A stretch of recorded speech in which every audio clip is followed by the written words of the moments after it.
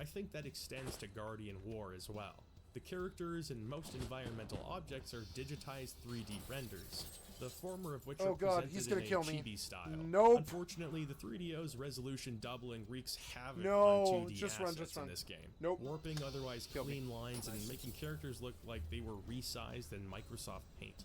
I would have to say in general that Guardian War is a very unpleasant looking game. The renders don't mesh well with all these blurry photo textures. It definitely looks more like a prototype than a final product. It's so that said, looks can be deceiving. As mentioned, Guardian War is a tactical RPG, much in the spirit of Shining Force or Fire Emblem. Let's just make sure I'm full health every time I pull a mob. Which can be explored freely until an enemy is encountered. At that point, your party members disperse and the game enters a turn-based battle mode.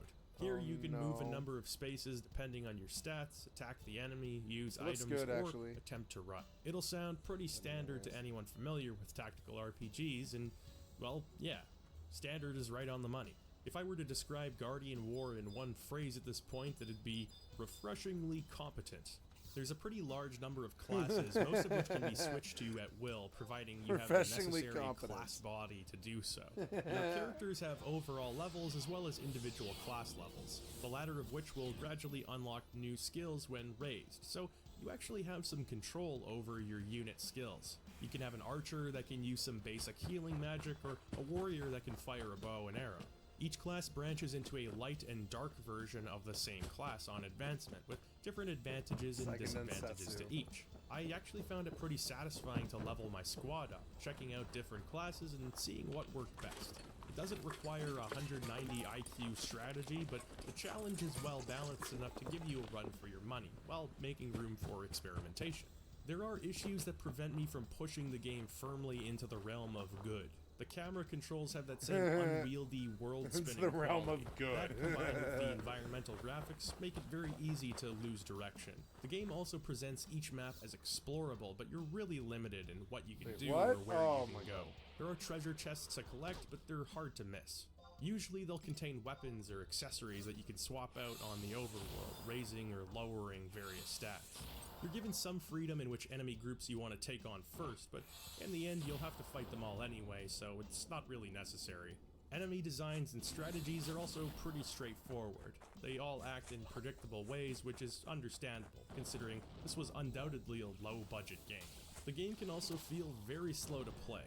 I didn't particularly mind because, in that regard, it's still a step up from some other 3DO games I've played, but everything about it feels a little delayed and clunky. Menu selections and various animations take too long and disrupt the rhythm of fights. A few adjustments and the game would have been a lot more playable. The drab HUD and fonts don't do the game any favors either. There's also a matter of the voice acting. It's the powers of darkness. Mostly okay.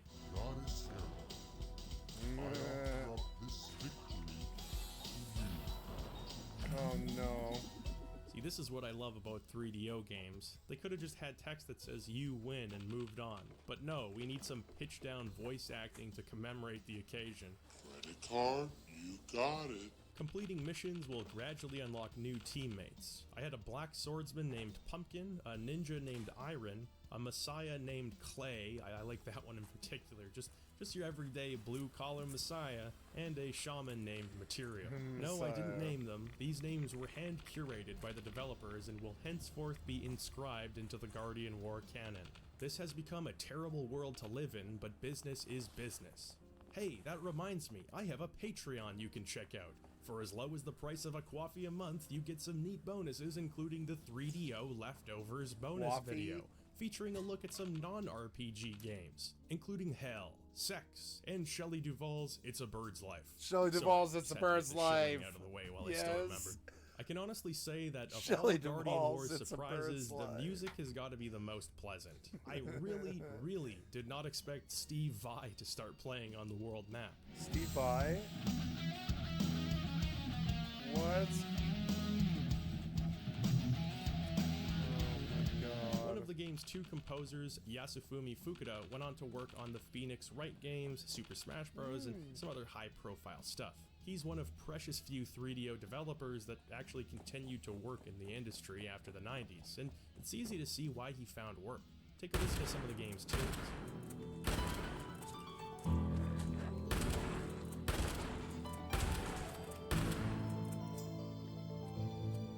There's some pretty mood-enhancing background music. Also, the prog metal track that plays when you face a boss is like God as damn good it. as any Dream Theater song released in the last 10 years. Oh no.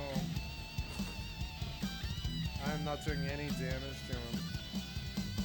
It's better than it has any right to be. That's really all I have to say about Guardian War. It's a pretty easy game to summarize because you've likely played or at least seen one like it. It's a very by-the-book take on tactical combat for its time, and that conformism ironically helps it stand out among the other nutjob games on this list. Back when it first came out in '94, prior to the release of the N64 or PS1 mind you, this game would have been pretty solid. Don't take my word for it, let's look at GamePro magazine issue 66 where Leonardo da Video describes Guardian War as having impressive graphics, a fantastic soundtrack, and incredible visual effects, before awarding the game a solid 4.5 out of 5. According to GamePro, that makes Guardian War and Seal of the Pharaoh better than Xenogears, which is boring, aimless, and features goofy-looking characters represented by awkward sprites. Do you have the flask of Tefnut?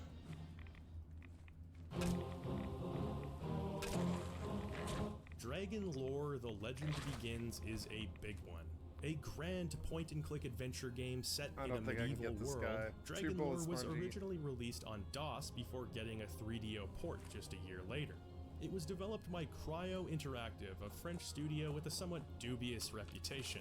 Arthur's Knights Chapter 2, The Secret of Merlin, The New Adventures of the Time Machine, From Dusk Till Dawn, Hellboy, Dogs of the Knights. It seemed like Cryo's games could largely be judged on a scale from horrendous to playable, yet there was a kind of charm that characterized their productions.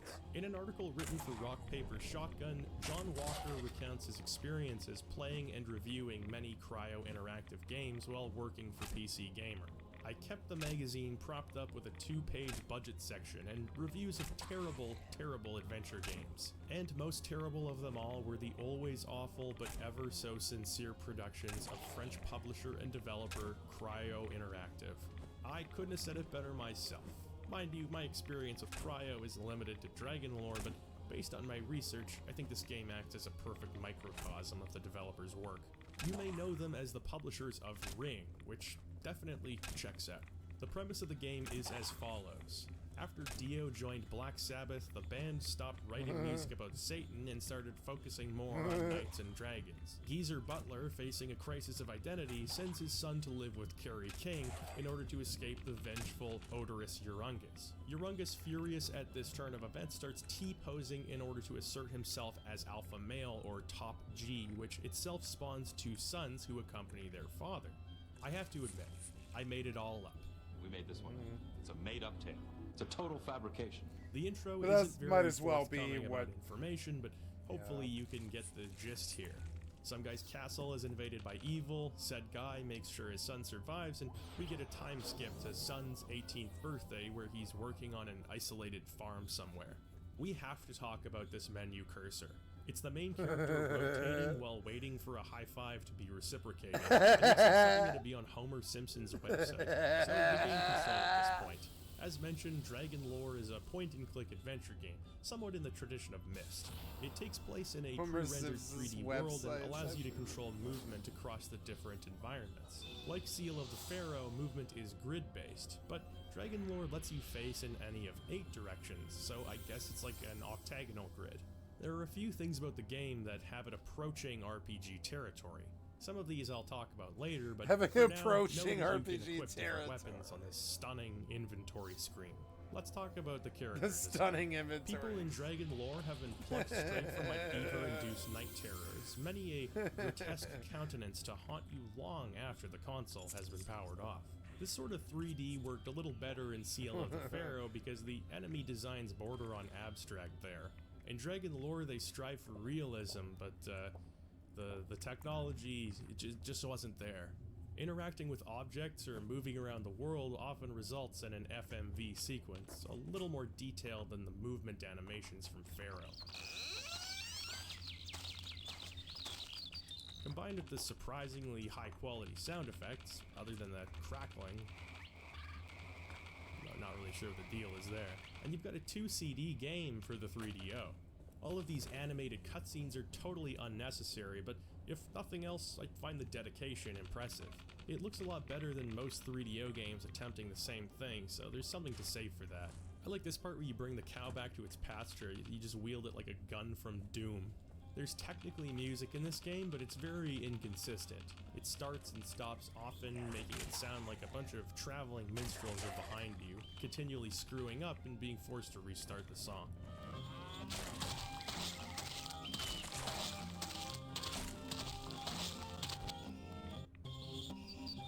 Eventually, your caretaker gives you the lowdown on your past. There's something I've got to tell you. I never told you before because I had to wait till your 18th birthday. Well, that's today, so listen carefully now. Take this, boy. It's yours by right, and you'll be needing it. What?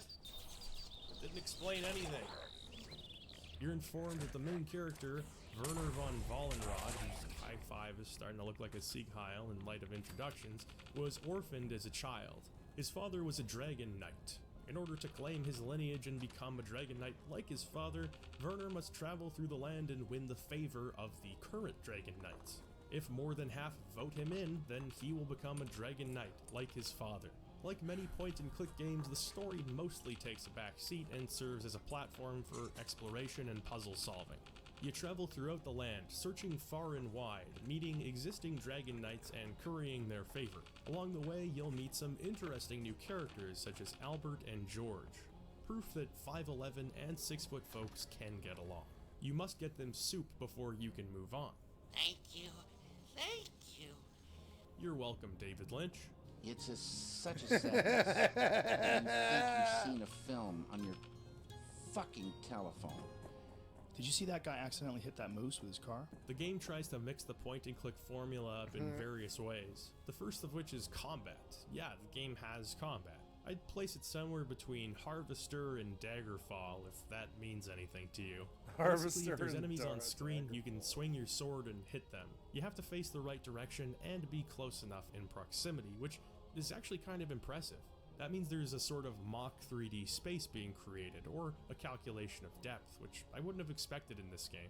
There's also a magic system. In order to solve certain puzzles or later teleport throughout the game, you'll need to find a spell book as well as the appropriate spells. Let's go back in You have there. to memorize the correct sequence of runes and recite it while holding your spell book. It's pretty simple and frankly underutilized, but it's a nifty little inclusion. It really makes you feel like you're, casting spells, I guess. What's more, you can actually kill anybody. The game aims for a choose-your-own-adventure style. Again, you only need to have more than 50% of the Dragon Knight vote, so you can actually help or screw over Dragon Knights in different ways. Some of them value mercy, others value power, so by playing any one particular way, you're inevitably pissing some of them off. You can see your current alignment in the menu. To be honest, I like that. It adds an element of choice and consequence as well as replayability, both of which are pretty uncommon to point-and-click adventure games. I'll also say, in the game's favor, despite the limited presentation, this is an atmospheric game. The landscapes are somewhat barren, displeasing to the eye, and feel lonely for much of the game. Whether that's the result of technical limitations or intentional choice, it creates a very distinctive vibe, resulting in a game that feels closer to Eastern European than anything else. A lot of the ambient audio and lighting goes a long way in making these dungeons feel forsaken.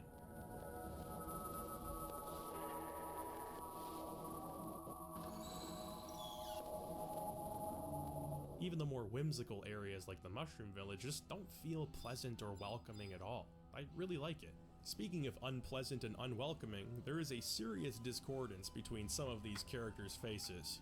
First of all, you got people like the Pixie Woman. You're Werner, aren't you? That was asthma, emphysema, bronchitis, and I used the inhalers that were full of steroids. In stark contrast, you've got people like the Dragon Knight Tanathia. Looks like she just popped a dragon-sized dose of Ambien. Again, it feels like some kind of budgetary limitation or good old-fashioned incompetence, but it sort of adds to the game in a weird way. All of Dragon lore's idiosyncrasies make it a worthwhile experience. Most of the puzzles are even well designed. Not all of them, you'll almost inevitably need to look up a guide, but most of them. That to say, the game is never boring. Just when you're wondering when the next thing will happen, your character looks at a cliff with this dopey grin and ascends while you're just sitting there flabbergasted. While the first disc takes place across the countryside, the second is localized within the Von Wallenrod Castle. The feeling of the game goes from generally unsettling to downright creepy here. There's a lot of rooms to navigate, areas to circle back on, and keys to find as you solve the various puzzles within the castle. Unfortunately, just as I was making my way to the game's ending, I encountered a bug that stopped progression. I reloaded a few times and it was the same deal, so I had to look up the ending online.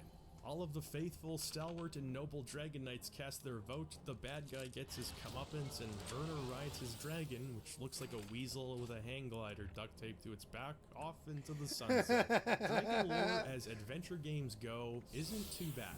The puzzles are decent, the inclusion of some story-altering choices is interesting, and there's always enough happening to prevent my boredom. However, what really makes it worth recommending is everything else about it. The story and dialogue are ridiculous, and that creepy, liminal, spacey type feeling a lot of old pre-rendered games give me is on full display here. Now, if you do plan on playing the game, the DOS version is probably going to be a better choice in this case.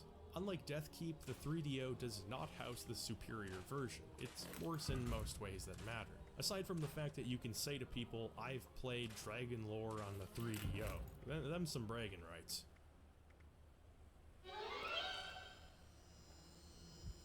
Neo-Organic Bioform, or NOB for short,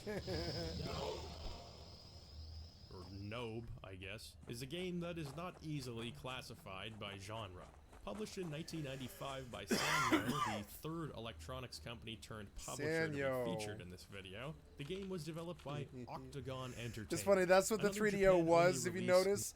All the television companies, they thought that they might be video game companies before they became LG and Sanyo and all this stuff, right? So they thought they would go and be video game companies like From Software. From Software was like that too. And, yeah, and... Oh. Wow, I didn't think you would be there one-shotting me. Why are you one-shotting me? Who are you shooting at?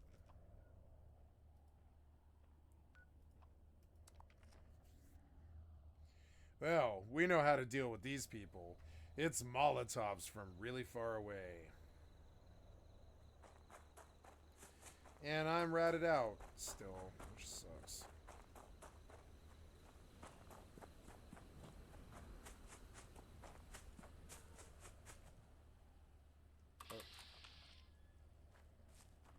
God.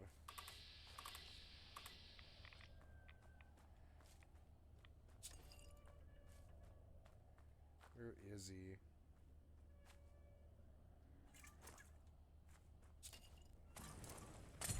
Fuck! Fucking tree! Come on! Fucking tree! What are the chances the bottle hit the tree? It's just like, come on, man.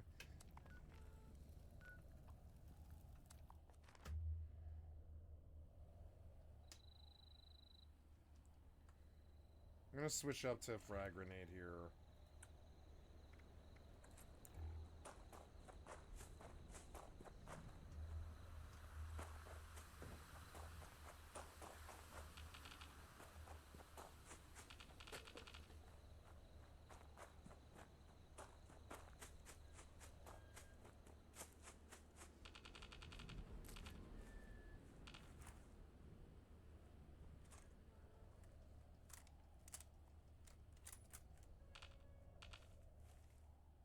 Oh, it's that windmill. I was like, what's making that sound? So I could sneak headshot him like that for 273. That wasn't bad.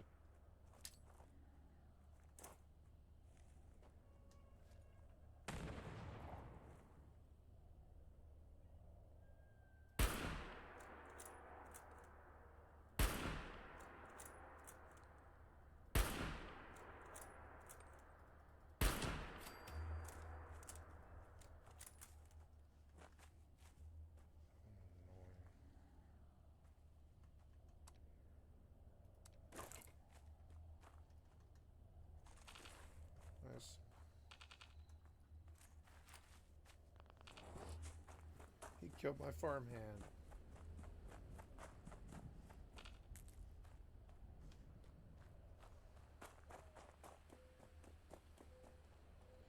It does have a Silent Hill feel to it that I do kind of like. Eternal Night. Doesn't bother me really.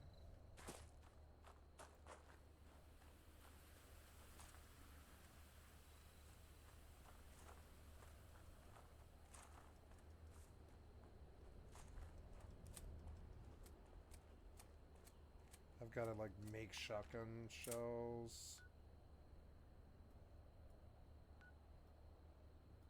I should go do Foshnok. Hey, there's somebody else here. Nice. Sneaky Pete 69.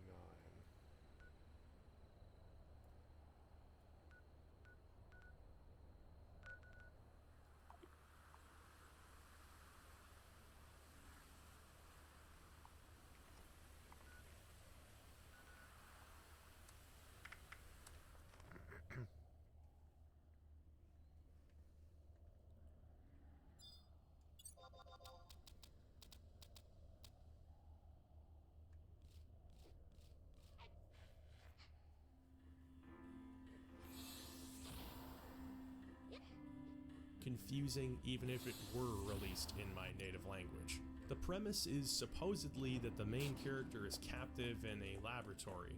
Having been tested on and turned into a mutant, you must make your escape fighting other mutants along the way. It's sort of a dungeon crawler, sort of a fighting game, and sort of an RPG, but actually none of those things even a little bit.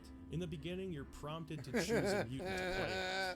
The first time around, I went with Blizzard because he looked I love how he to talks kill. in the FMV basically, sequences in general he talks the animation same way I have a talk, which is claymation like in quality. complete Combined with contradiction. the UI, the game has a pretty unique look that actually holds up in some ways. Nobe's menus are actually all in English, which you think would help communicate information to an English-speaking man such as myself, but no, it might actually make it worse.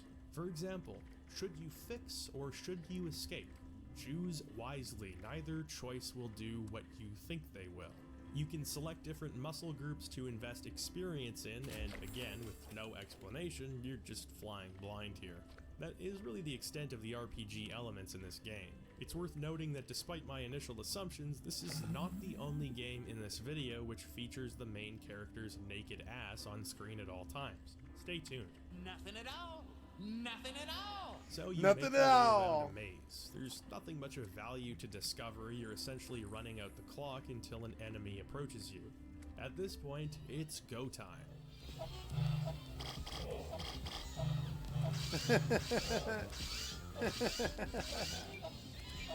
It's so bad. I did not edit the music in.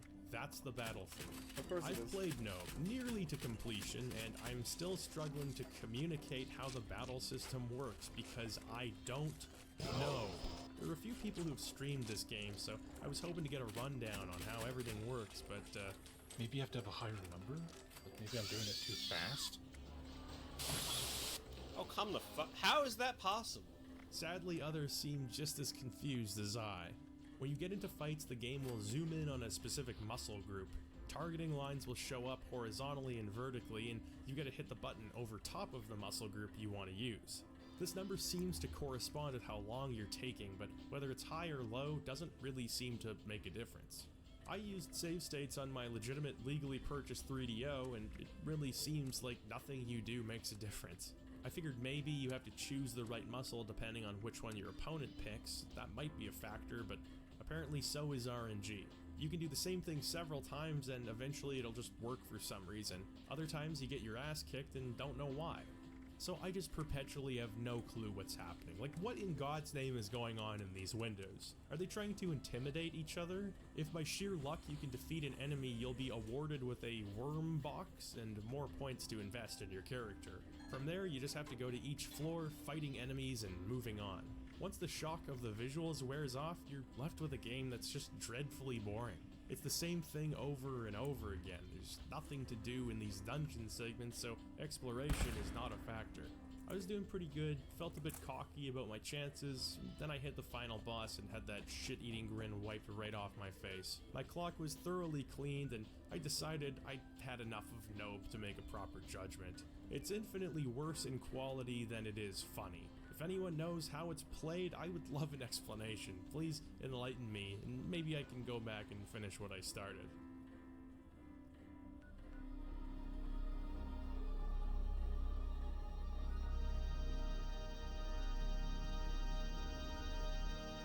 Kurokishi no Kamen, or Mask of Black Death, is a horror RPG puzzle game developed by Hummingbird Soft in 1994.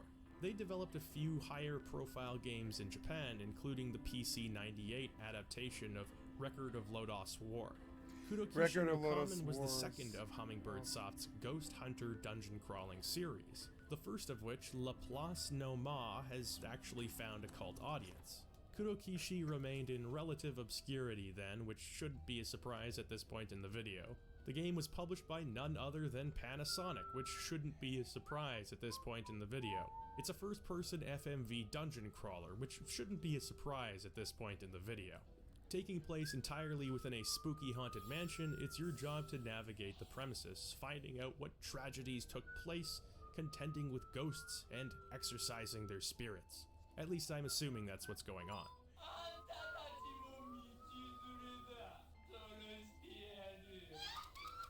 So I can't understand what's happening. Unlike previous games, you could classify Kurokishi as a blobber. That is to say, it's a dungeon crawler where you've actually got multiple party members at any given time. The RPG elements are sparse indeed, with encounters occasionally taking place in pre-scripted spots. These usually don't require more than a few turns in which your character shoots ghosts in the face with guns or uses healing items. Despite the HP and MP meters, there are no level ups in the game, and MP misled me into thinking there would be skills or spells to unlock. Rather, MP seems to be more like a measurement of your character's sanity levels, dropping when they see something shocking. This just spooked my guts off. Throughout the game, there are very few combat encounters and, unfortunately, even fewer cheesy FMV horror sequences. Your skill has increased. I suspect he wasn't actually stabbed by the pirate ghosts. You may be asking, Aguilar, you don't speak Japanese. How did you beat the game? And to that I say, thank you, Pete Dorr, for your playthrough. You helped me out of many a conundrum, and your name will be henceforth spoken in a tone of reverence. Godspeed, you 3DO playing madman. The way movement works is, again, similar to Seal of the Pharaoh. Grid-based, short animations depicting movement. The difference here is that the world space is localized to about 25% of the screen. Gotta have that interface available at all times. You might think the reduced size would improve the quality of the video, but no, not really. It looks about the same as any other full-screen 3DO game. Walking into the foyer, I couldn't help but feel some similarities between Resident Evil. I mean, you've got spooky zombie mansion, solving puzzles, hidden underground area at the end of the game. Vibe-wise, they actually do feel very similar, although gameplay-wise, Kurokishi no Kamen shares more in common with Sweet Home, the game that inspired Resident Evil. That's probably what hurts most about the game. There was a real opportunity to make a game like Sweet Home in a pre-rendered environment. If they'd done that, this would have been a much more enjoyable experience. In Sweet Home, there's multiple endings, your characters have different aptitudes, you can find items to contend with environmental hazards. It feels like you have some agency as a player. In comparison, Kurokishi is largely linear, slow, and boring. Oh, so very, very boring. You have to talk to the same ghosts over and over again. Sometimes their dialogue will go on for 5 minutes uninterrupted. Examining objects results in long-winded explanations. You have to trigger events by going to specific rooms at specific times. As much potential as an FMV horror dungeon crawler has for this video, the game ultimately feels more like a visual novel than anything else. Pretty bland, and I can't recommend it.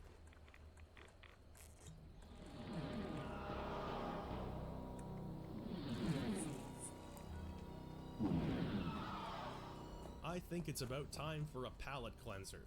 A standard console RPG that people in this world have actually heard of. It's time for Lucien's Quest. If you look at lists of the best 3DO games, you'll often encounter Lucien's Quest. Now, that doesn't mean much, so don't get your hopes sky high, but it does speak to the possibility of a competently made RPG.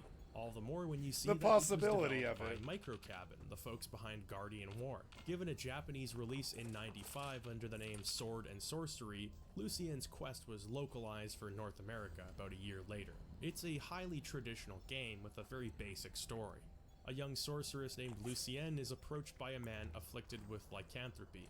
Bored and searching for adventure, she joins him on a journey to find a magical cure. The game is played from a top-down perspective with 2D sprites representing characters, and the surrounding environment rendered in real-time 3D. I actually think the graphics of the game hold up quite well. The pixel art hasn't been mangled like Guardian War, and thanks to the lack of texture filtering, the simple geometry of the world has a lasting appeal.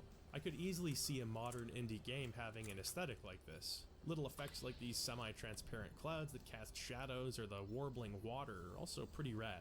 You can move the camera a little bit for a more dramatic effect if you choose, which probably would have been niftier in 1995. In any case, the camera does move around during cutscenes, adding a little cinematic flair to the otherwise bland plot. When I say bland, I mean it. There's next to no characterization offered for the character. The motivation provided for the adventure is minimal at best. Grammatically, the localization isn't too bad. Better than some well-known PS1 games, to be honest, but the writing itself is lousy. Lucienne is just written to be obnoxious. At one point, she tries to make a mole man horny so he'll do her bidding. There's elegant simplicity in writing, and then there's elementary simplicity, and Lucien's Quest falls firmly into the latter camp. Gameplay-wise, everything functions more or less as expected with a few points of interest. The game utilizes random battles on the overworld, while in dungeons, battles take place at predetermined points. On the overworld, battlefields are generated depending on your terrain. The player and enemy teams are placed on opposite sides of the field, usually with a variety of obstacles in the way. In order to attack the enemy, you need to be able to draw a line between your active character and the target enemy. If there's obstacles in the way, those will be automatically targeted instead. There's a stronger focus on magic than most RPGs of the time. Lucienne has quite a few spells at her disposal, which all have a power level that can be adjusted. Higher MP costs result in greater destruction levels, but MP restoring items are quite expensive, so a balance has to be struck. The upside is that by using magic, you can often circumvent obstacles and target multiple enemies at once. When in dungeons, rather than transitioning to a separate screen, enemies will appear in the current environment. The camera will swoop around for a different angle and you'll fight right then and there. It's like a combination of traditional random battles with something like Chrono Trigger, where the environment becomes a battlefield. This is the only comparison to Chrono Trigger that Lucien's Quest will be receiving, this I promise you. As for the obstacles, they exist outside of battles too. The majority of objects in the environment can be destroyed depending on the current level of your weapons. All weapons have both a damage level and a destruction level, the latter of which corresponds to which objects you can break. I grabbed a better weapon and went back to the intro area to find treasure behind objects that were previously indestructible. I like the way your destruction level facilitates exploration. Some weapons will have high attack damage but low destruction, and vice versa. It's a neat little system that the game never really uses to its full potential. Sometimes the dungeons will have secret areas to uncover, but it's not really used for puzzle solving or anything like that. Still, it's novel to wander around villages just destroying everything you see. The music in the game is decent. I guess they didn't get Guardian War's composers back, but still, Tadahiro Nitta does a respectable job of translating classic RPG motifs into CD quality music. I'm not really sure what's going on with this town theme though.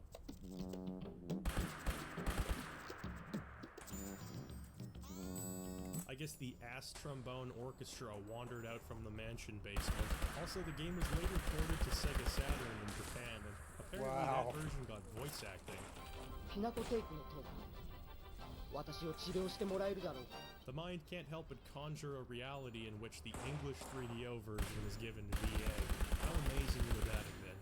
All in all, Lucien's Quest is a competent, if extremely generic RPG. The story doesn't have much to offer, and the characters are mostly unlikable. While the game has a few interesting ideas, it doesn't do enough with them to separate the game from the bevy of RPGs out around this time in a meaningful way. If this were on any other best of the console lists, I'd seriously raise an eyebrow, but for 3DO, okay, it makes sense. As far as traditional JRPGs go, this is one of them. It was clearly made by people who knew what they were doing, and I could see myself enjoying it as a youngster. By most objective metrics, Lucien's Quest might be in the running for best game in this video. It's straightforward, it looks good, the music is fine, and the combat system is functional. I would even go so far as to say there is fun to be had here. That said, is it worth your time outside of a morbid 3DO related curiosity? No. There are so many games with Lucien's Quest's qualities that just do everything better. As a 90s RPG, it meets the bare minimum. As a 3DO RPG, it stands alone.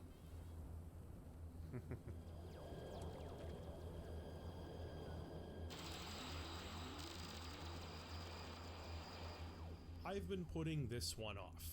Out of every game I played for this video, Dragon Tycoon Edge is the one that's instilled the most dread into my very soul. Not because I don't think there's a lot to say about the game, but because it's the only game where I'm not sure I can find the words. They say the ancient Greeks had 6 distinct words for love. I'd need access to 6 different words for everything in order to accurately convey the Dragon Tycoon Edge experience. The saving grace is that this is a visual medium I'm working with, so I can't make you understand, but hopefully seeing it will be believing it. Dragon Tycoon Edge was released in '95, developed by Sala International, who we know from Ukoku no Grand Chef.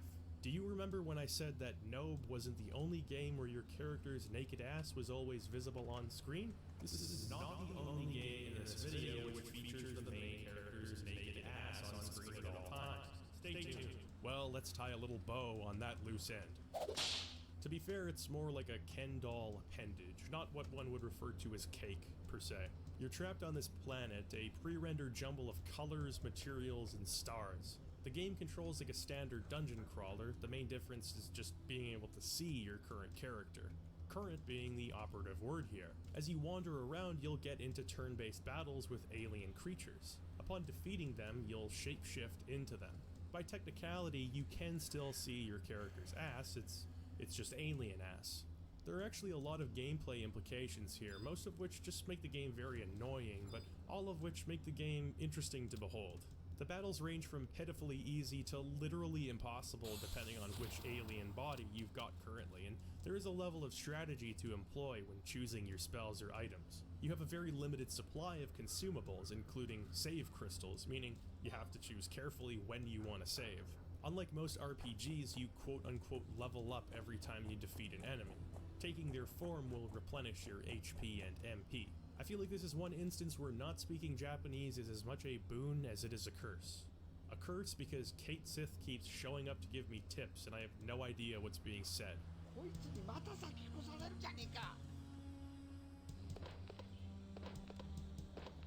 A boon because this bizarre game becomes even more so when you don't know what's going on. Through sheer force of will and repeatedly dying, I began to understand what kind of game Dragon Tycoon Edge is, and no, it's not a strategy sim where you run your own dragon stable. You explore this planet, come across roadblocks, and find ways to circumvent them. Oftentimes this involves finding a key item. Other times you might need to shapeshift into a more powerful alien, or learn better spells to take on a tough enemy. The problem with shapeshifting is this: when you defeat an alien and take their form, they're gone forever, and you can't shapeshift back. If you defeat an extremely powerful alien and then beat a weak alien right after, you'll automatically take the form of the weak alien. The game involves trial and error as you navigate all the maze-like paths and find the optimal route to avoid being made weak. Sometimes it's just unavoidable. You'll have to become a weak alien to progress. If that's the case, hopefully you've spared the lives of some weaker aliens to go back and fight, slowly rebuilding your power so you can move on again. Because the game operates on a pre-rendered grid-based structure, it's not like you can walk around aliens. If you enter their zone, you fight them. Simple as.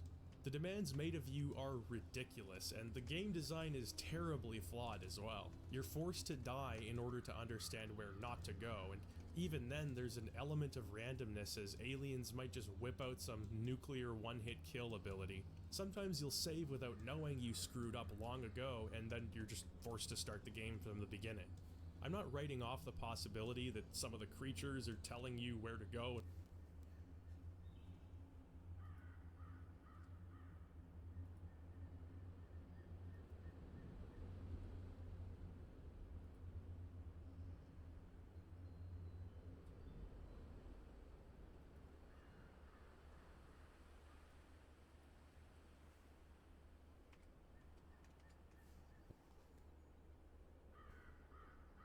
Even people who speak Japanese have complained about this aspect of the game, so it's clearly not universal. In spite of this, I played Dragon Tycoon Edge for a long time. The tone of the game was enough motivation for me to move forward and see what I could find next. The scenes when you take an enemy's body, for instance.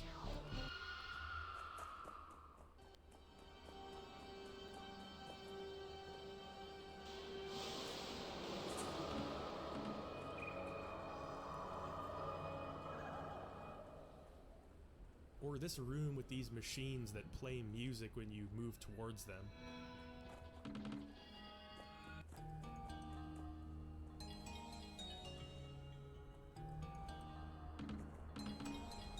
I want you I don't know, him. maybe I'm alone here, but this whole game feels like a strange dream I had as a child. I've spoken multiple times in this video about how little information there is on various games, and I have to say, if there's one game I'd love to know more about, it's Dragon Tycoon Edge. I did a deep dive, scouring the web for anything, staff involved with the game, doing now. It seems like they're either keeping a low profile or moved on from the industry long ago. That's a common link between most of these developers. The vast majority of them worked in the 90s and then just never continued. Call it the 3DO curse. I found an animator for the game. No, they got smart and they all became producers. They stopped trying to develop and they just tried to be a producer. Unfortunately, producing is easier Dragon Tycoon Edge was and less Sala stressful. International, the same company behind Ukoku no Grand Chef. It wasn't until I was looking over a Japanese review for that game that I found any information on the dev at all. According to atwiki.jp, what happened to Sala International is a mystery. Japan's business registry confirms Sala's existence as a company, but nothing outside of that. My curiosity towards this game remains unsatiated. I guess sometimes that's for the best. Not everyone is gonna understand why I care so much about keeping tabs on this shit, and to be honest with you, I'm not really sure I can explain it myself. But just think. For a period of time, a group of writers, animators, and programmers clocked into work every day, working closely with each other with this product as their single-minded focus. Maybe it was just a paycheck, maybe some of them had hopes and dreams of this game launching their careers. In any case, like most games on this list, Dragon Tycoon Edge is just a step above forgotten. As a product of the information age, I guess I'm just a bit indignant when I can't know exactly what I want to know when I want to know it. Anyway, Yeah, you know, it was, yeah, it was interesting. Tycoon Edge is a bad game. I like this guy. He had a lot of good content here. This was amazing. I also want to look at Star Control 2 now. It's getting a little late. Might go to bed here soon.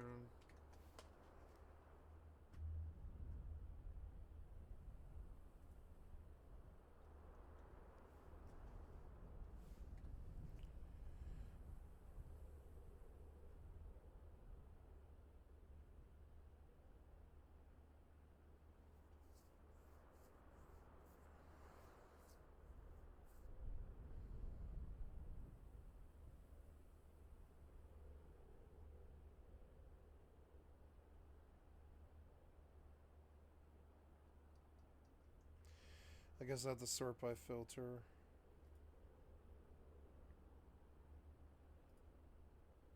Oh yeah, Ars Technica. Yeah. Little drawing. Most of my designs begin this way with a goofy little drawing.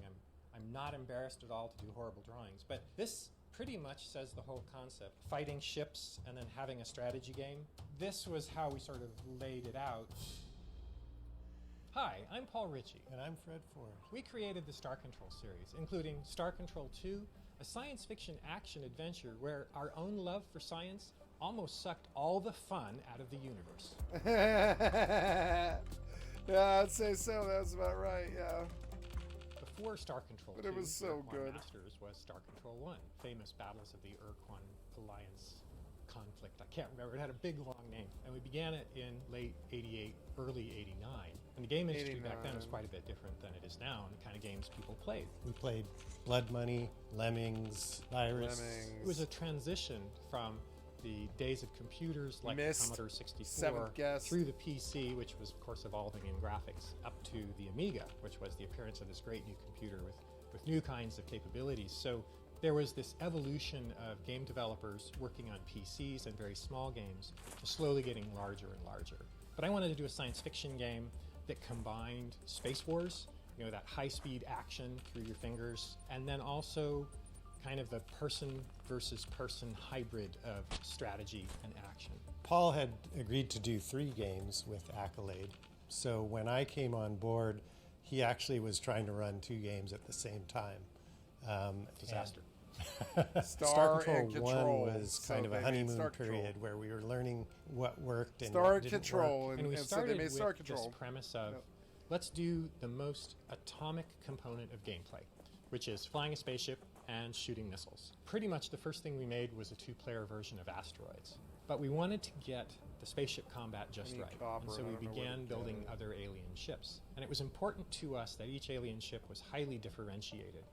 And it began this idea of asymmetric PvP gameplay that we've used over and over since then. What it means is, unlike, say, Street Fighter, where your characters are supposedly balanced with one another, our ships weren't balanced at all one-on-one. One could be very weak, and one could be very strong, but the idea was your fleet of ships, your selection of ships in total, was as strong as someone else's, and then it came down to which matchup did you find, and one game reviewer called it rock, scissors, vapor, which I thought was a great expression. You know, there's a Battlestar Galactica-like fighter ship.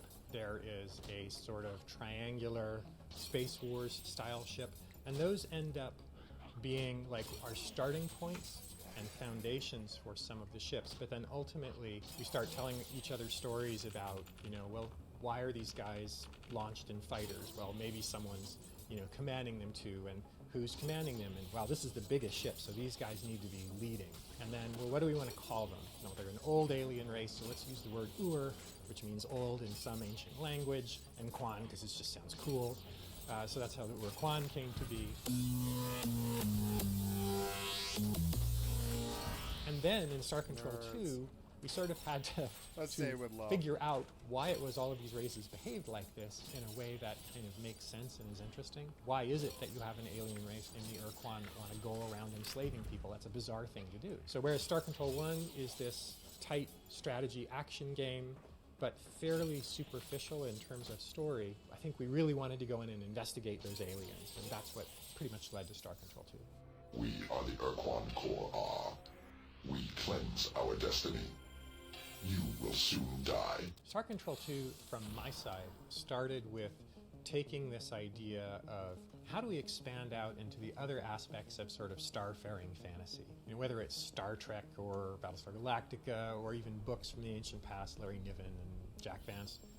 We have built into us a sense of what people do when they go out to have an adventure in space. So it was figuring out how do we pull all of that together in a way that we can actually implement, and then what are the parts that turned out really boring and how do we throw them away and replace them, because there's quite a bit of that too. So I want to give credit where credit is due. Fred did not go down this particular rabbit hole with me about planet generation. You have to remember, in 1991, there was no scientifically proven exoplanet. Now there's thousands. But we kind of had a sense of what they could be made of.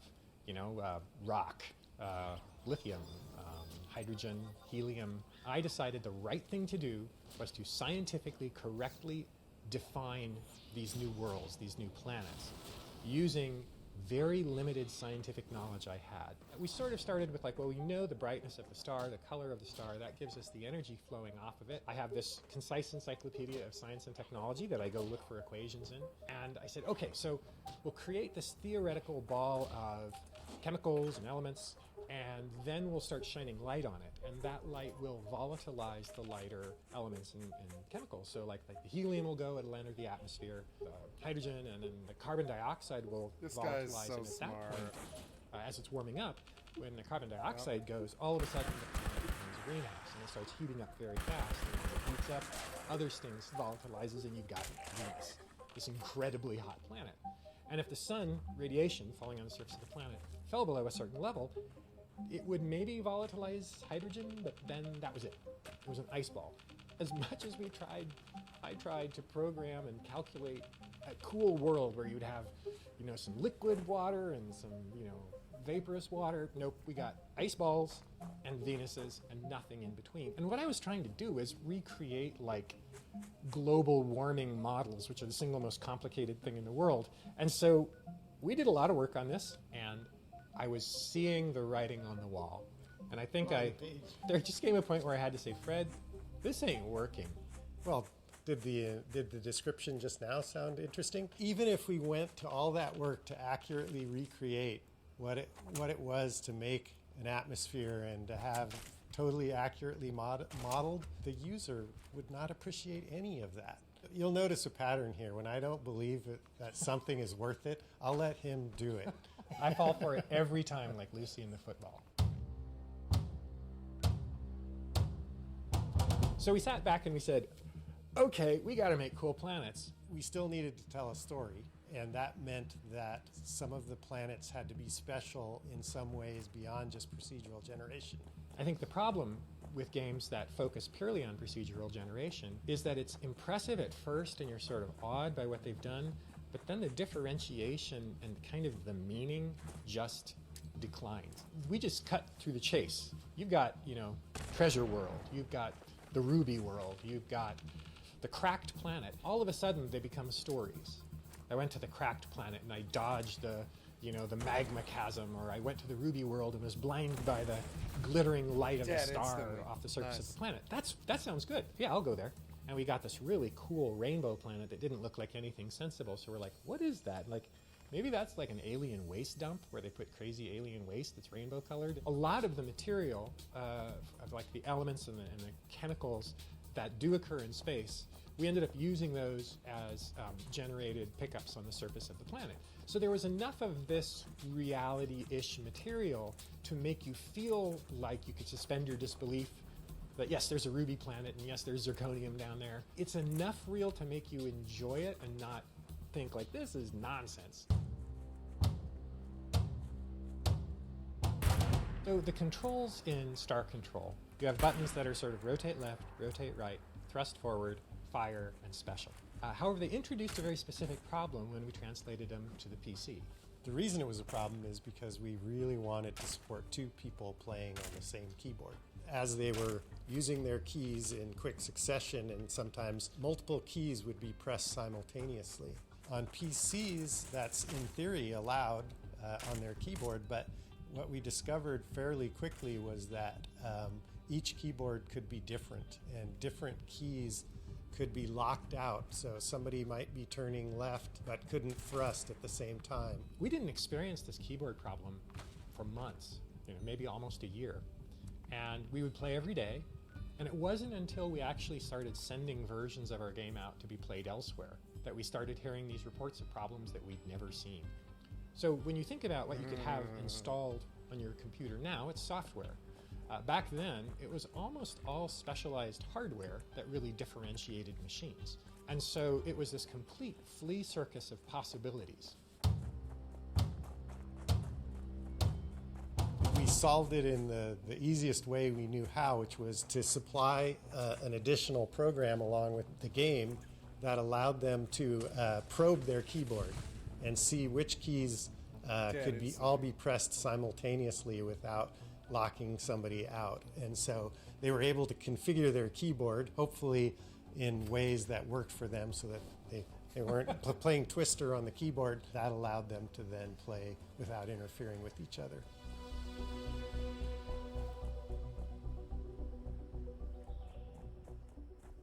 Success is about moving people, about having what you do affect their lives in a way that's positive. And so when we would get letters back from people talking about how, for example, a hurricane hit their house and they had to go live with their friend and it was miserable, but the thing that got them through it was playing Star Control with their friend. Yep. That's worth its weight in gold to how you feel in your life. Well, Star Control 2, in Star Control 1 have always been near and dear to our hearts. It's the first things we worked on, first things we poured our Star passion Control 2 is one of the greatest games together. ever made. We have some diehard fans as a result of those two games, and we wanted to service them and lay the groundwork for a return. So the Urquan Masters project, the open source release, the game we created as Star Control 2, that really kept our game alive in the doldrums between, say, 2001 or 2002, and then 2011, when our games began to be sold again through Good Old Games, known as GOG, which is an electronic distributor of classic games. So we formed a corporation of Toys for Bob. As the years went on and we started working on games like Pandemonium or The Horde, we sort of got this idea from Activision, hey, why don't you make a game for the Wii? Why don't you make a game for kids? And hey, we got the Spyro license now, would you like to use that? So we said, yes, we can do this. We love Spyro, the Wii's awesome, and we can make the greatest thing ever. And that turned into Skylanders, which we couldn't have done without Activision because it required factories and thousands of people. I didn't know they did skills in making Skylanders. Plastic and the ability to risk tens of millions of dollars on inventory, but ultimately it all paid off. I think if you work on what you love, and we truly do love Star Control, you are much happier with your life in general. I would say the biggest lesson is live up to the promise you make to yourself and your partners about what it is you're creating. Don't let reality intrude any more than it absolutely has to. Because, and I'm not the first person to say this, success lasts. Mistakes you'll also remember, you'll never be able to fix them. If you have to go through pain, if you have to go through some short-term disappointment with folks in order to achieve something great, something that matters and that you believe in, do that. People will forget that pain. People will forgive you, but you will have that for the rest of your life, and so will everybody else who's played your game. So make those sacrifices. That was a little abstract. It made sense to me, but I don't know if it made sense to you guys.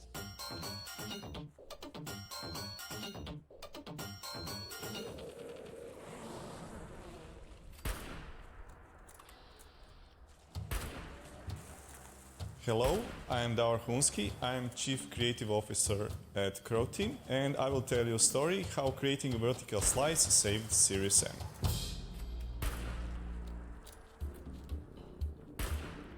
Back in the days, in the 90s in Croatia were a little bit less exciting than today, but still there was few very enthusiastic people trying to make their first games. There were like 3 or 4 companies in their garages trying to make games, just, you know, pure passion, and that was not much more than that. We really believed that we can deliver something very special.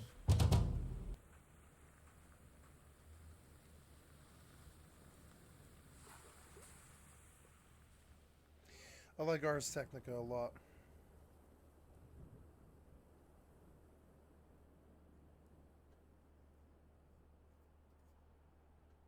And review them in a modern context based on whether or not they're...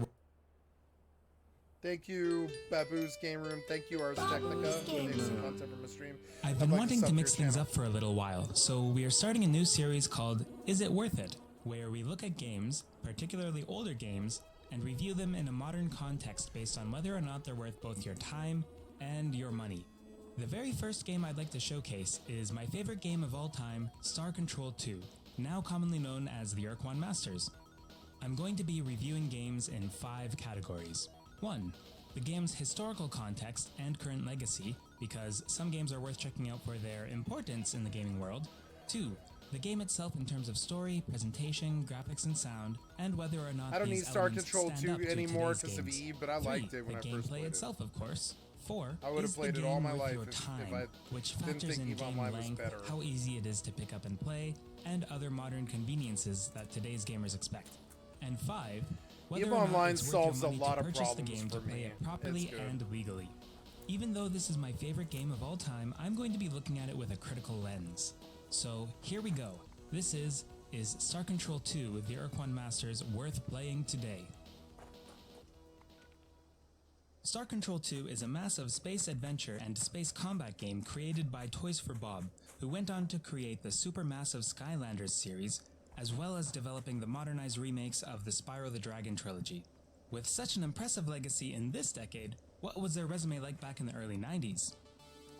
Toys for Bob was founded in 1989 by 3 people, one of whom had worked at EA back when it was known as Electronic Arts and was actually a respectable name in gaming, and he designed we used games to like love Mail Order EA. Monsters and Not Archon. anymore. These games featured a premise that combined chess and space war. Move your pieces to get power-ups. Electronic Arts was a wonderful, wonderful, wonderful company. Instead of EA the attacker is a always godless winning, bastard you enter that's one-on-one destroying the combat where the industry. winner remains. That would have made chess a lot more engaging for me as a kid. The original Star Control, released for PC in 1990 and Commodore 64 in 1991, fit this pattern, depicting a war between two alien teams. But instead of generic spaceship classes that were just recolors depending on the team, these two teams were composed of 7 distinct alien races each, with every alien race piloting a uniquely designed ship with unique weapons and abilities. Players, or computer-controlled opponents, would take turns building and moving these various ships to acquire and fortify territory and resources while approaching the enemy for one-on-one ship combat. Star Control was received well, and Toys for Bob started working on a sequel to expand the Star Control universe with Star Control 2. Released in 1992 for MS-DOS computers, Star Control 2 broke free from the developer's earlier trends in games by foregoing the turn-based strategy elements altogether.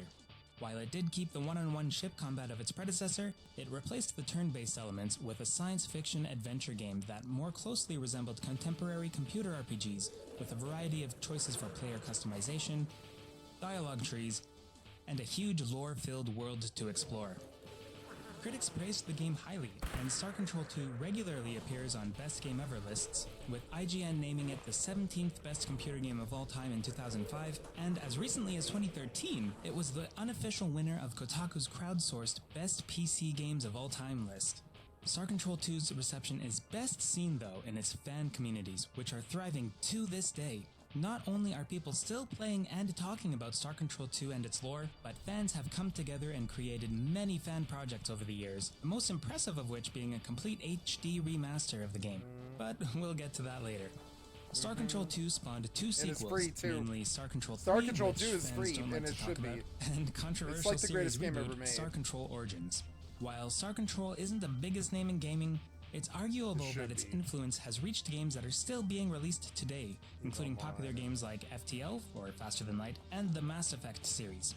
It has a pretty impressive legacy for a game that most modern gamers haven't heard of, so let's look at why it might have been praised so well. Oh no.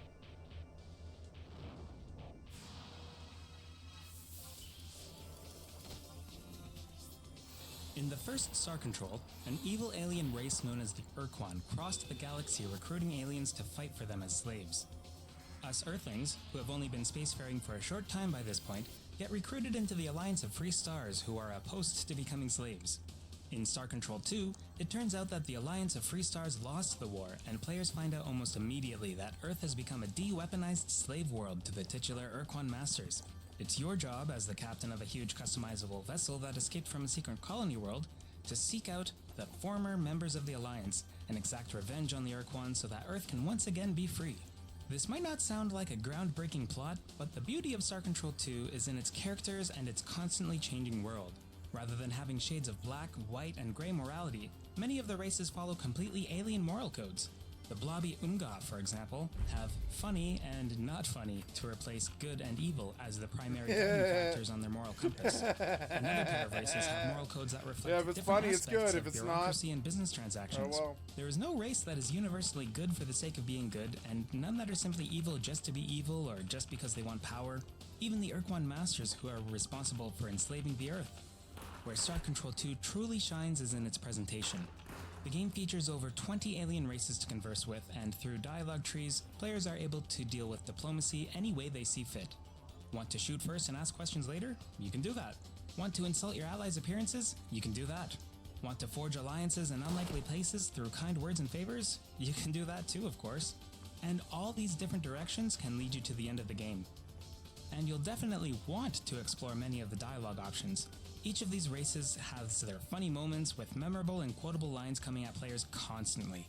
Despite the often lighthearted tone of the game, it still manages to deliver some heavy punches. You'll find helpless creatures caught up in deadly messes, you can sign contracts with slave traders and war-hungry battle thralls, and you can find alien races driven to extinction, or worse. And some of the aliens are just plain creepy. Ugh. Above all, the most exciting aspect of the game's story is that players feel like they are discovering it rather than observing it. History and current events are learned by saying the right things to the right aliens, bringing the right artifact to the right people, happening across the right planet, or heading somewhere based on old information and finding out that you arrived a few years too late, or too early.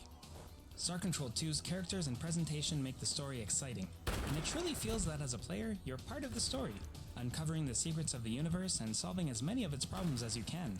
The element of discovery, along with the game's charm, really lets the story stand up to those told even in modern games today. They're standing in it. How are you not dead? How did I not get XP? As for the graphics, makes no the sense. original graphics God. are very well done, but don't really hold up to what even indie games are capable of today. That being said, the completely free fan-made HD remaster brings the game up to at least indie-level graphics. While the aliens' faces don't convey the same level of emotion as the characters in, say, Heavy Rain or The Last of Us, obviously, they definitely look cool. The scary aliens are scary, the cute aliens are cute, and the planets look like they could really exist.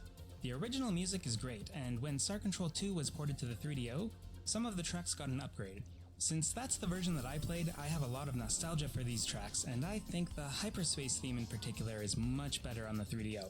Others prefer the PC version, which sounds more chiptune-y. There's also the remixed tracks that are available in the modern version of the game if you want very high quality music, but in my opinion, the tracks, while great for listening to outside of the game, they don't really match the same atmosphere and pacing that the original tracks had. Every alien race you encounter has its own unique musical theme, with a variety of genres ranging from rock to techno-y kind of music, and each track fits the races really well. The fan remixed music available in the remake, Kirk One Masters, pushes the tracks from video game music into respectable instrumentals in their genres, and the authors behind the remixes really demonstrate how great the original tracks are. Again, the original music is perfectly fine, even today as part of a video game. The sound effects in the game are great too, with each weapon coming with its own launch sound effect, ranging from satisfying blasts of various sizes, to the fuzzy static of antimatter, to the cute tongue attack sound. While dialogue was originally unvoiced, the 3DO port of the game added full voicing to virtually every single line of dialogue in the original game, so players could finally listen to what an Ilrath sounds like. And now, you die. While some people say the voices ruined the aliens for them, I think that's just the same way that hearing characters in a movie based on a book destroys the voices you create in your head for them. In my opinion, the voices are great. In the HD remaster, they re-recorded 3 of the alien voices, 2 just so they could add a couple lines of missing dialogue back in. Wow. And 1 because many fans found the original voice kind of annoying. The HD remaster really goes above and beyond to fix everything.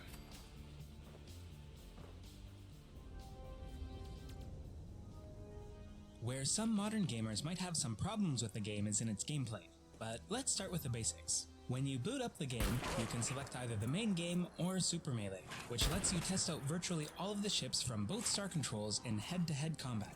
As an adventure game at heart, the gameplay falls into 4 categories: exploration, gathering resources, communication and diplomacy, and ship-to-ship combat.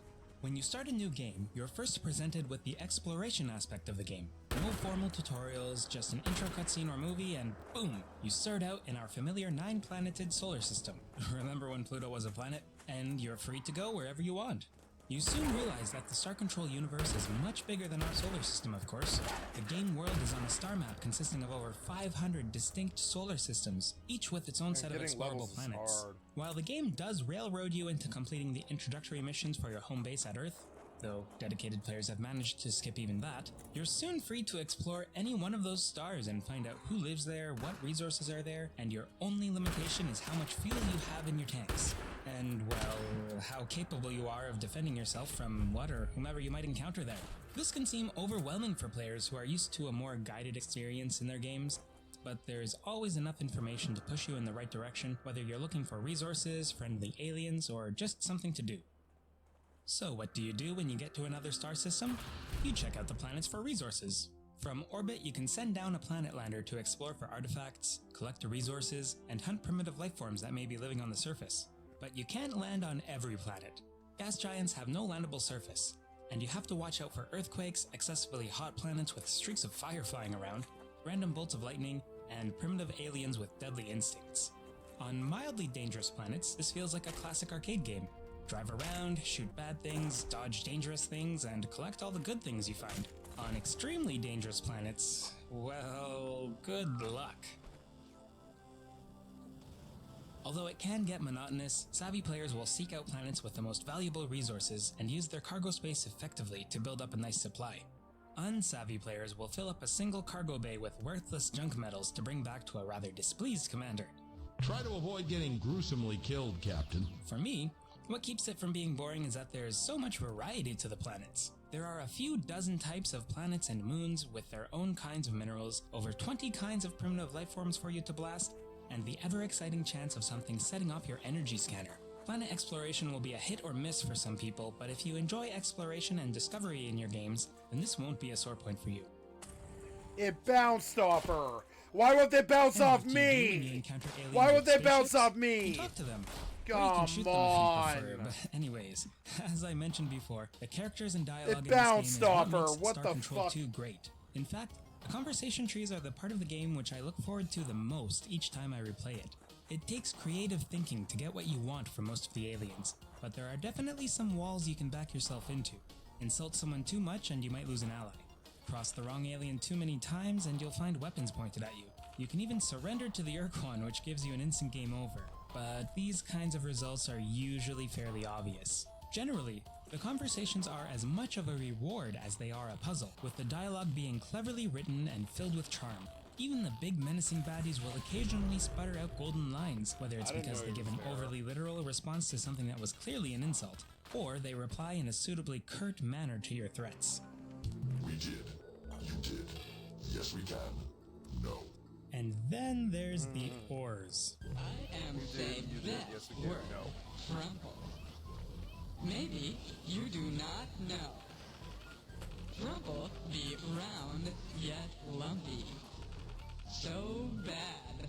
Now, what do you do if you find guns pointed at you? Well, you're taken to the ship-to-ship combat mode. While your flagship is huge, it's typically underarmed, especially on a first playthrough, so you can choose an escort ship provided by friendly aliens to pilot in combat. This takes us back to the super melee mode that you can select when you boot up the game. Combat takes place on a wrapping two-dimensional plane with a planet in the middle and randomly spawning asteroids that only serve to get in the way of weapons and ships, bouncing around harmlessly but absorbing projectiles and knocking ships out of their trajectories. The planet, of course, has gravity. Ships can be pulled towards it and bounce off of it, often taking major damage, but skilled pilots can use the planet to perform a gravity whip, which lets ships go faster. I think I will stop now. I will go get my loot and I will leave. I don't have the right weapon to fight these things. I need something better. I need like an automatic weapon. This isn't it. It's such a weird game like that.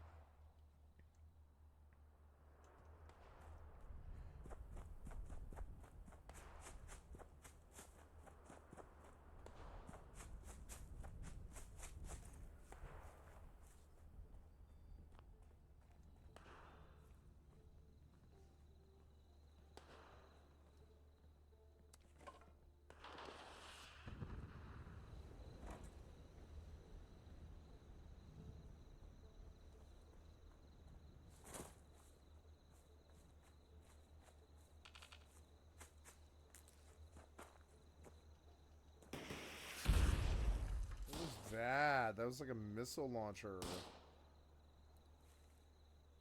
Oh my god. What was that? Fucking cheater.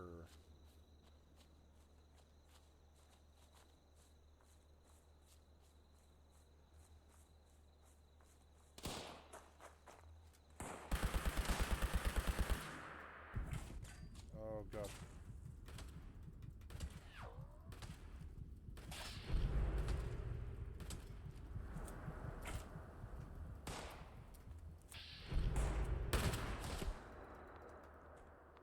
We traded. It was vicious. I don't know how to get a lot of cells fast.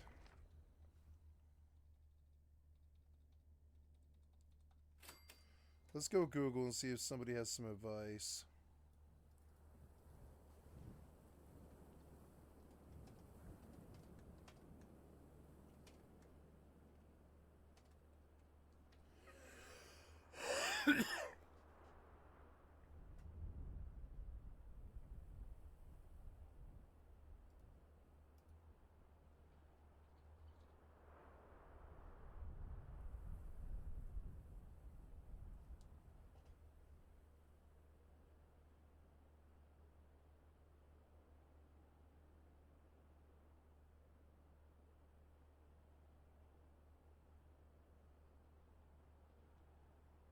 Yeah, but then you have to kill them.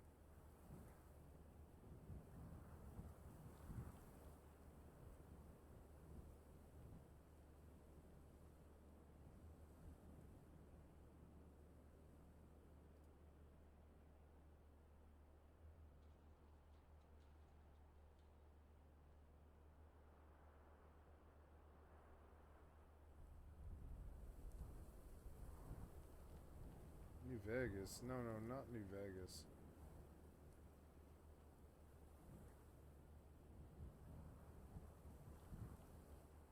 See, I'm not looking for fusion cells. I'm looking for... What's the ammo for this gun? It's like...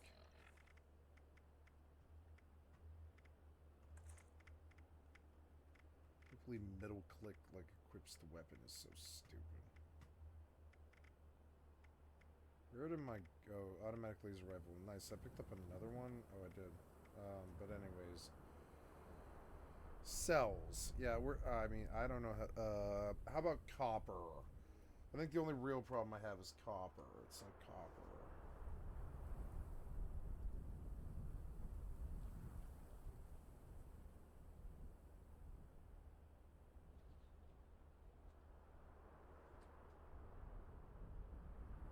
Where is the Landview Lighthouse?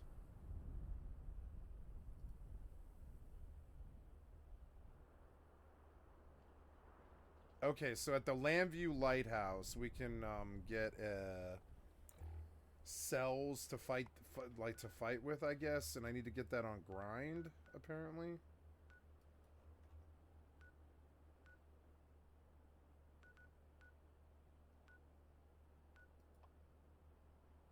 Well, now we can jump for free to Vault 76 and get XP while I'm there.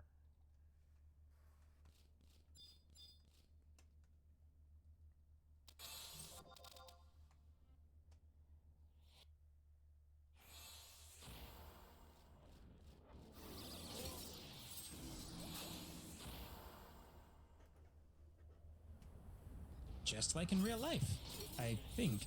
Each of the 25 ships in the game plays differently, with different speeds, crew capacities, which is their health, and completely unique weapons. All ships have a primary weapon and a secondary function, which is often a second weapon. For example, the trusty Earthling cruiser is fairly slow and meant to attack from a long range with its heavily damaging nukes, and it can fend off attacks and nearby enemies and asteroids with its auto-aiming point defense laser. On the other hand, the Urquan Dreadnought fires gigantic plasma bolts as its primary weapon, and can send out swarms of independent fighter vessels to track down and zap enemies like a pesky swarm of bees. Even in combat, you can see the charm of the game.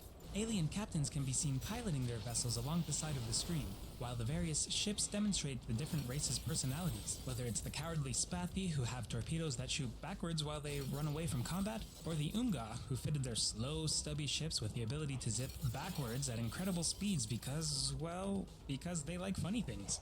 Given the low price point of the game, which I'll get to later, Super Melee alone almost makes Star Control 2 worth playing today if you're at all into space combat, or if you just want to have some head-to-head combat games to play alone or with a friend, but the game has so much more to it. The combat is fairly well balanced in the main campaign, with players almost always having access to a ship that can easily counter the enemies that they need to fight against as they progress in the story. And the Super Melee mode allows players to practice with any ship in the game, including enemy ships. With over a dozen distinct ships potentially available to the player in the main campaign, depending on their actions and alliances, it can be overwhelming to learn how to play this part of the game.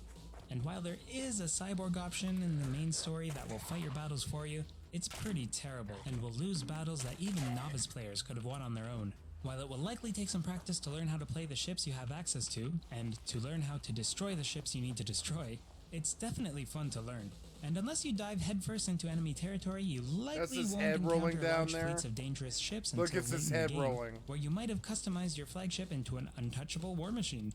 The near necessity of practice might turn more casual gamers away, but even novices can get by until the end of the game with some save scumming and using whatever junk ships they happen to have with them.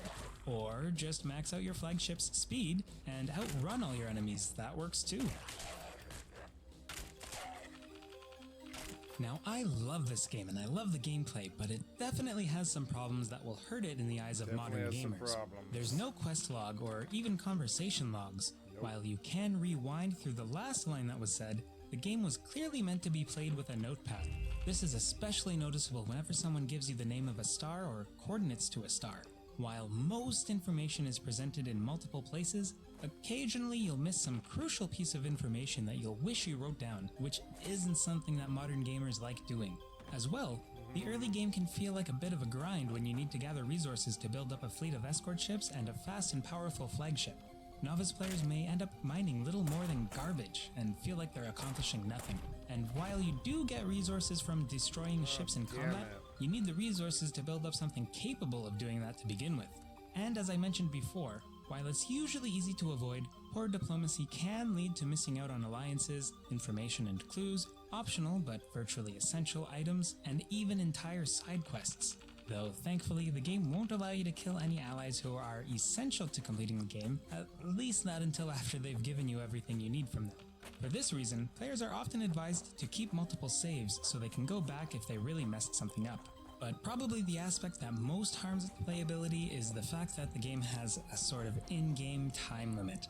Though it could be argued that it's generous, for a new player who takes a slow and steady approach to playing the game, it might not be generous enough. Some players will never encounter this on their first playthrough, while I'm sure others have had their games ended this way. And often players won't be able to reload an earlier save and do things more quickly without going way back. It seems as if the game was designed to be played twice, or maybe restarted once after a trial run to learn the locations of some major items. I can't say for sure, but it's definitely something to keep in mind. The worst part is that it can even catch some players completely off guard. Now there are some patches that can disable or possibly just lengthen this time limit, but having to patch a player-unfriendly feature like this would definitely count against the game's modern playability. That being said, I still find the game to be very playable today despite these relics of a time past. Star Control 2 isn't an excessively long game, with How Long to Beat listing it as between about 9 to 14 hours. Someone playing the game for the first time, learning the ropes, and maybe playing some Super Melee for fun or to practice, can probably get about 20 hours out of the game. Using a guide or replaying the game can make it considerably faster, of course. Generally, Star Control 2 is respectful of your time. You can save almost anywhere at any time except in the middle of conversations or combat. But you can save at the start of an encounter before a conversation or battle, so you can easily reload if you mess something up. There are also many save slots in all versions of the game, so you can load an older file if you realize later that you actually didn't want to explode that particular alien. Aside from the early game grind I mentioned earlier, the player is always doing something fun, and there are enough quest threads and hints to drive players towards something new and exciting, provided the player manually keeps a minimal quest log. And typically, players can gather resources while completing quests, so the time you spend playing the game is almost always time you'll enjoy. Thankfully, once quests are started, they're usually easy to follow. Quest items typically have obvious places to bring them to, and many quests are short enough that players can complete them without needing to return home in the middle, provided they brought enough fuel. But if you do run out of fuel, the game has a helpful alien who will offer you enough fuel to get home, for a fee. But typically, players won't want to find themselves in that situation, and after learning the basics of fuel management, it's fairly easy not to run into these kinds of emergencies.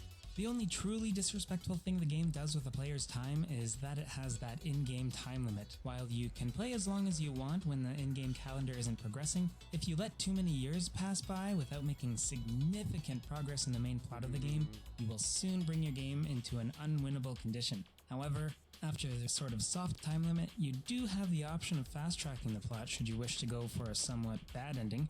As I mentioned earlier though, the time limit can be patched out. Overall, provided you don't run into the time limit, I think that most people would enjoy the time that they spend playing Star Control 2. There are about 5 versions of the game available. The original PC release on disc, which is probably just a collector's item at this point. There's the 1994 3DO port, which has huge updates like alien voices and even version-exclusive features to this day, including an intro movie and videos showing off each ship. There's also the digital bundle containing the original Star Control and Star Control 2 for PC, on sale at GOG.com and on Steam for about $3.99, and then there's the Urk One Masters. a fan-made port of the 3DO version of the game with all of the missing features from the PC version, like subtitles, brought back in. And then there's the Urquan Masters HD remake, which is the Urquan Masters, but with completely redone high-definition artwork for all of the aliens, all of the ships, all of the planets, all of the solar systems, and the planets even orbit their stars as time passes in the game. Wow! Since the 3DO version of the game is around $30, and who has a 3DO laying around to play it anyways, the console version isn't the best way to play it. Since the original release on PC probably goes for just as much, and the Star Control 1 and 2 bundle costs about $4, clearly the best way to play the game is the fan-made Urquan Masters. It's completely free, works on any computer you're likely to use, and it's the best way to play the game by almost any definition. Again, it's free. It's way better than even pirating the game. The only question is whether to play Urquan Masters or the HD Remaster. If you want to play Star Control 2 because it's an old game and you want to feel like you're in the early 90s playing the game that it originally used to be, download the Urquan Masters. If you want to play Star Control 2 because it sounds like a game that's still fun and unique today, but you aren't big on old-fashioned graphics, get the HD Remaster. It's still free. Now I'm going to give the game a subjective rating for each category I mentioned. These are just my opinions, so don't be too mean to me in the comments if you disagree. Anyways, for showing gamers the game that made Toys for Bob famous in the early 90s before making Skylanders, as well as for having an active fan community for over 2 decades, I give it a 1.5 out of 2 for its legacy.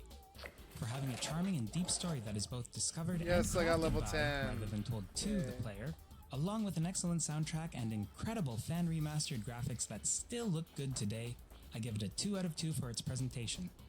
For having varied, fun, and challenging yet uncomplicated gameplay, but for almost requiring some early game grinding, I give it a 1.5 out of 2 for its gameplay. For allowing you to save at any time, but for lacking a quest log, and for allowing the player to trap themselves in a potentially unwinnable game if they take too long to progress the plot, I give it a 1 out of 2 for its worth your time factor, or a 1.5 out of 2 with the time limit disabled through patches. And for being available legally in its objective best versions for free, I give it 2 out of 2 points for its worth your money factor. Yes, 8 out of 10 is a good score. I'm not a gaming magazine that gives a 7 scathingly. Star Control 2 is still my favorite game of all time, but I know that it has aspects that will make it a bit unpalatable for some modern gamers. But considering that it's a free game that you can easily get at least 10 hours out of if you want to, I think an 8 out of 10 game is worth playing even if it's not perfect. Check this video's description for links to download the different versions of the game and see for yourself. And if you do end up playing it and you want some spoiler-free hints, just drop a comment and I'd be happy to lend a hand. Anyways, let us know what you think about this video. Leave us some positive or negative feedback below and tell us if this is something you'd like to see more or less of. And if you do want to see more, what kind of games would you want to see reviewed like this? Tell us. Anyways, thanks for watching and remember to have an awesome day.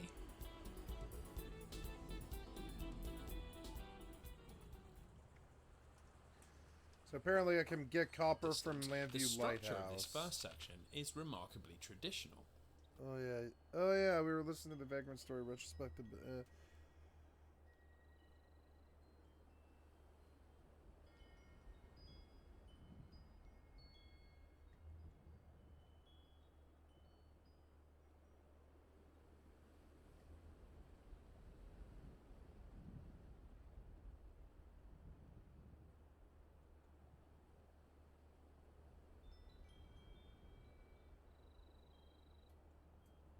Yeah, the Parasite Eve retrospective was so good. It actually really was. But I don't see...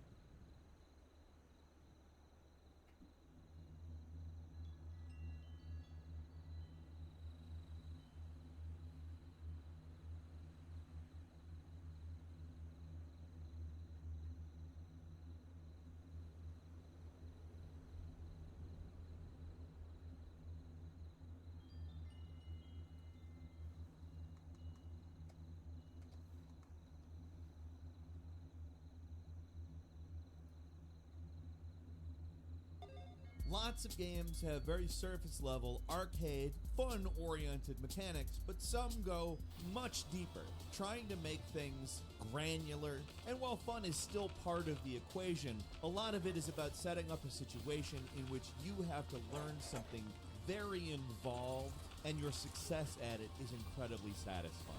Hi folks, it's Falcon, and today on Game Ranks, 10 games with incredibly deep mechanics. Starting off with number 10, probably the most obvious possible entry, Microsoft Flight Simulator. If your definition of depth in a game is how realistic it can be, then Microsoft Flight Simulator is easily one of the deepest games out there.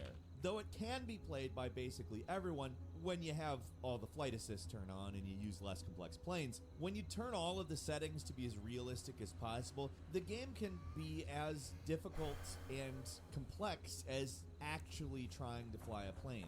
A perfect example of how complex this game can be is its communication systems. There are fully modeled air traffic controls, and certain aircraft that normally require multiple people to properly pilot can be flown solo, which means you have to juggle the engineering portion of the plane, communicating with air traffic control, of course, and, flying the plane. On newer model aircraft, it's easier to do, but on older craft, the less intuitive controls are accurately replicated, and that makes basic tasks less difficult. At number 9 is Escape from Tarkov, the originator of the popular extraction shooter subgenre. This game isn't particularly complex conceptually, but in terms of mechanics, it's completely nuts. Like, just dealing with the inventory system can be mind-boggling for new players.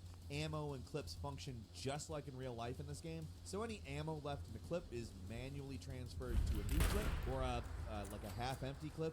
If you want to save inventory space, you could also just throw them away and waste a bunch of ammo if you Oh yeah, I got the controls a level. just as complicated in my opinion. The mouse wheel is used for on, much more than gunsmith.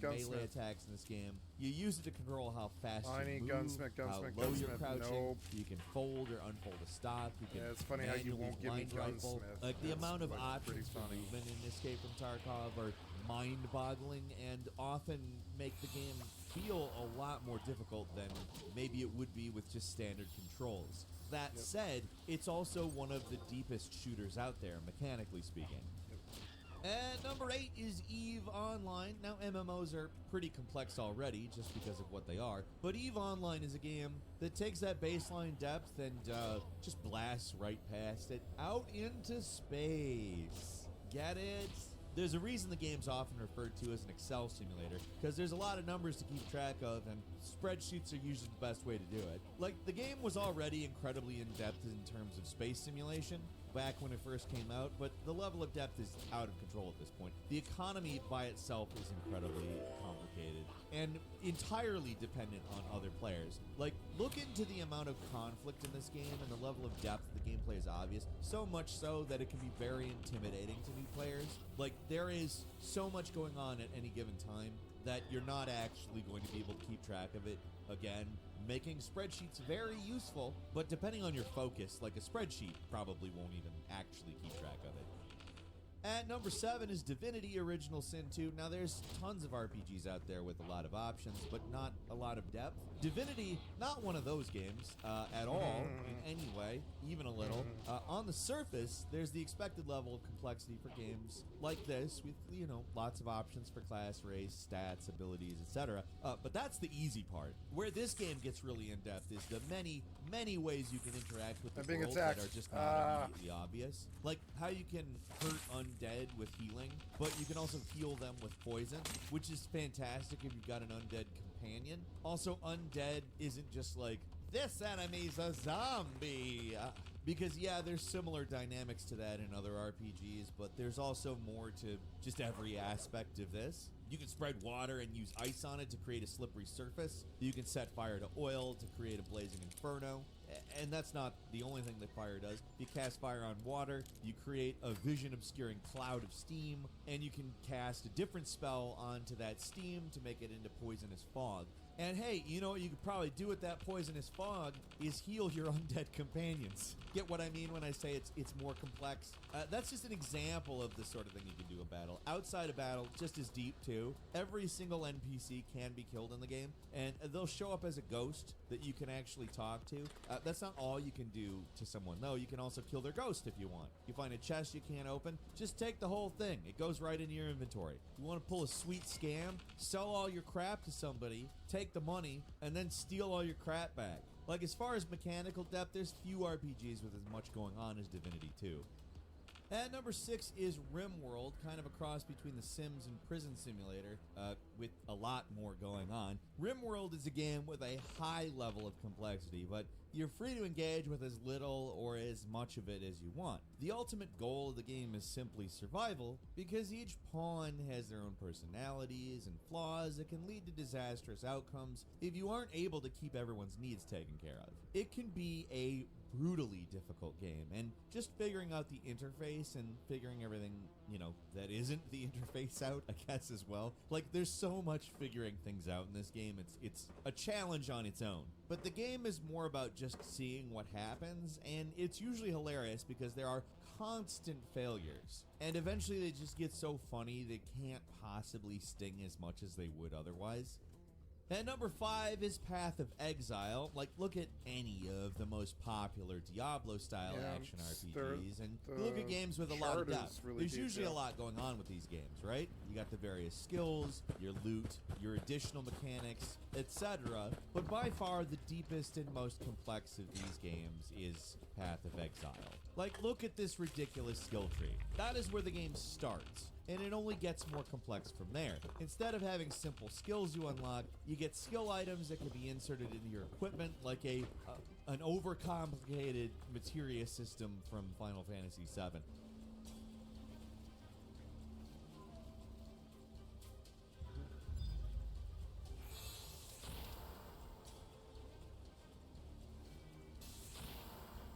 The game has been going strong for years and years. We keep adding new systems and making things even more complex. I liked it when it first came out. Really by year 2, I was like, this is more boring than Diablo. At least a few visits to the game's wiki, especially if you want to get into the end game. And number 4 is Slay the Spire. Not every game with depth has to be a huge sprawling thing. Sometimes even something as focused as a card-based roguelike is still incredibly deep. The main thing that makes this game stand out is how many possible strategies there are. It's a game that really forces you to think about every card you use and how they synergize with one another. Agility, not bad. That's some money. It's not a game with a ton of trap builds you can fall into. Like, there are a lot of builds that are viable, and certain builds are clearly better than others, but so much work that it can actually be tough for a player to figure out what a good build even looks like. Yep. I like Slay the Spire, actually. I thought it was very good, but it wasn't a game that I wanted to get stuck in, though. I have Slay the Spire, and I think it's a good game. Slay the Spire is one of those games that's both really focused, but also very deep. There's a reason it's so popular. There's just a lot there to keep players coming back to. There's a lot there still. And number 3 is the Virtua Fighter series. For anyone interested in getting into fighting games for the first time, it can be shocking to discover just how deep these games can Virtua Fighter is deep, yeah. Watch any fighting game, and it can really kind of seem like there's not a whole lot going on. It's two characters wailing on each other, right? But there's also Virtua just Fighter's tons deep, going on underneath the hood. If you want to play competitively at all, you have to know all of that stuff. Pretty much every popular fighting game has a ton of 505 depth, credits, but nice. by most estimations, the deepest, most complex, and overall difficult fighting game is actually Virtua Fighter as a series. The most obvious sign of depth to the frankly ridiculous move list. Every character has a bafflingly huge selection of moves to pick from, far more than anybody could possibly use consistently.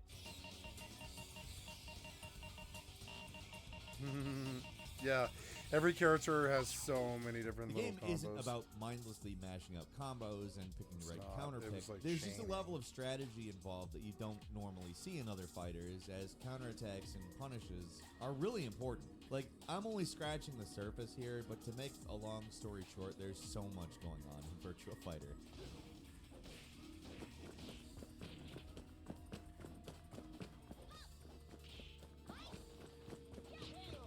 And number 2 is Crusader Kings 3 and pretty much all Paradox games. The grand strategy games of Paradox Interactive exist in a very specific niche, but one that's proven very profitable for them. You'd think a bunch of games as deeply complex and intimidating to newcomers wouldn't be as big as they are, but these games are huge in more ways than one. All of their games are really stupid complex, but the most obvious, it's Crusader Kings. In them, you play as a king, regent, duchy, duke, basically any part of an empire or entire kingdom at any level. You can control the smallest of city-states, the biggest of empires, and from there, you're basically free to do whatever you want. There is no real end goal. You pretty much decide what happens by building your empire and figuring out what to do with it. Even at the highest levels, it's almost overwhelming the number of choices you have to make, and you're not just worrying about a kingdom, you're also playing a character who can live and die, so that's a major concern as well. It's a huge juggling act that can be overwhelming, even to like the most experienced strategy players. But if you want to get lost in a game, there's few games as deep as Paradox's catalog.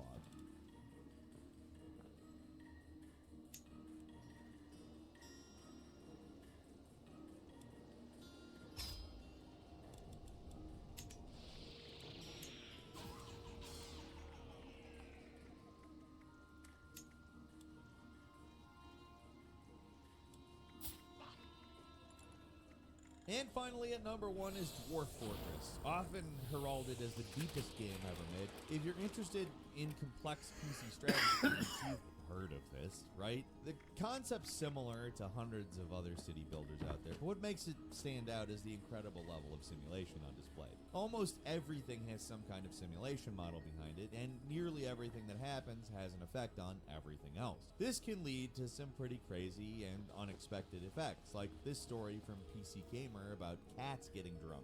Basically what happened is the creator of the game programmed the taverns, and obviously having taverns where dwarves can go to get drunk is pretty standard stuff, but something weird started to happen in that cats started to get drunk. The reason this was happening was they programmed the beer to spill occasionally, and that beer would create puddles, and that would get the feet wet of anyone who walked over it, and that includes cats. Cats walked over the puddles. The cats are programmed to clean their feet, so they were inadvertently drinking beer and getting drunk. That's just one little interaction in the game, and there's thousands of them going on at any given moment. It's a tough game to get into, visually particularly, but it's one of the most interesting PC games of all time, and one of the deepest games ever made.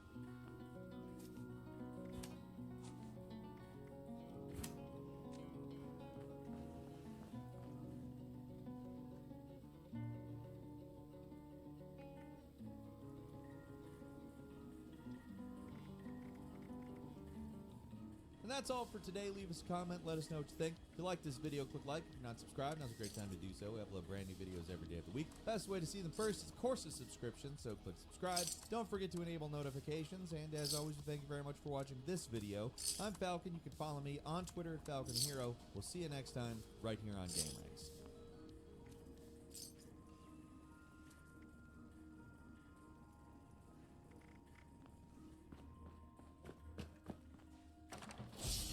Hello there, my RPG lovers, and welcome to another video. Piranhabytes loves to make RPG trilogies.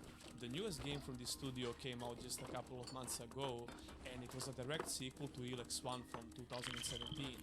Judging by everything we know about this sequel and the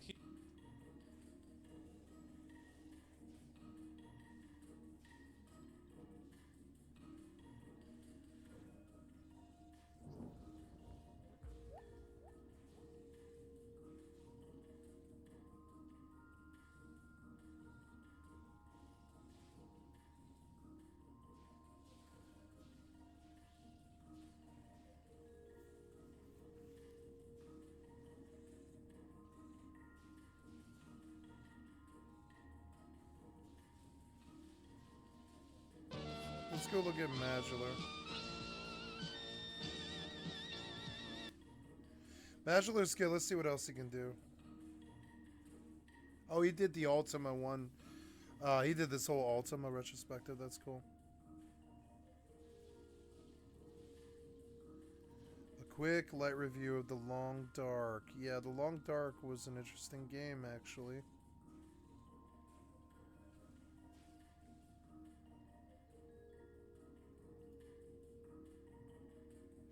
Yeah, I want to hear what he thought about Weird West. I liked Weird West, and I'm wondering maybe if I'm missing out on Weird West, if I should buy Weird West.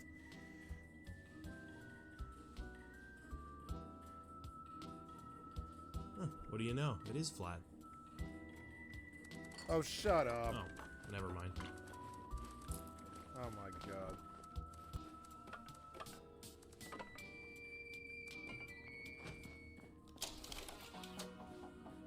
Immersive sim is a term that was coined by game designers Warren Spector and Doug Church to describe a specific kind of game. Generally, an immersive sim is a game in which the player finds themselves in an open-ended environment with a set of objectives that encourage exploration and creative problem solving. The player can choose to take an aggressive approach, smooth talk their way past some guards, or hunt down a ventilation shaft that is always conveniently large enough to support an adult human. This is a classic example, but there are many ways in which this subgenre encourages experimentation and rewards those creative enough to break the game's rules. Now, if you're watching a review for Weird West, you're probably already aware of this, but I always assumed the first-person perspective was a necessary component for an immersive sim. But according to my crack team of intellectuals at Reddit, this is not the case. I'm willing to accept this. Reluctantly. When you expand useful terms too much, they stop being useful. Is Metal Gear Solid an immersive sim? We've managed to avoid drowning. No. However you choose to look at it, Weird West is theoretically an immersive sim, and the debut game of Wolf Eye Studios, founded by Rafael Colantonio, a name you might be familiar with if you're a fan of immersive sims. Yeah, he created Dishonored, and don't get me wrong, that's a great game, but more importantly, he directed Dark Messiah of Might and Magic,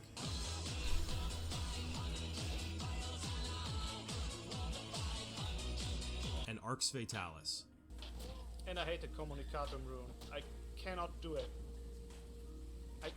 I still cannot do it. It takes me forever to do this one.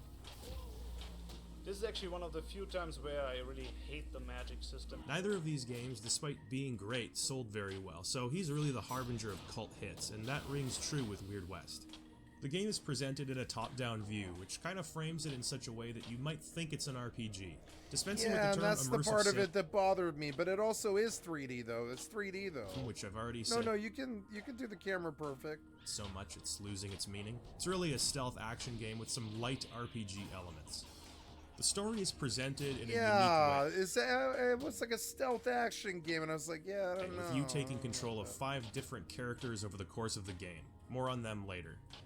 Graphically, the game looks fine. It uses that telltale art style. Yeah, it was a good-looking game, Graphically, the game looks fine. It uses that telltale art style where the environmental details are suggested through texture work rather than modeled out, and it's all cel-shaded.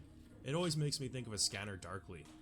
I don't dislike this art style, but I do think it looks better with a more vibrant color palette, which you're not going to be finding in the American Southwest. I will say they absolutely nailed it with the user interface. Yep, Everything from the beautifully illustrated world map to the Dishonored-style character portraits, even down to the font and color choices, perfectly serve this game's look and feel. There's a nice attention to detail paid to all of the little flourishes, like the way the ground folds up into a paper map at the edge of a location.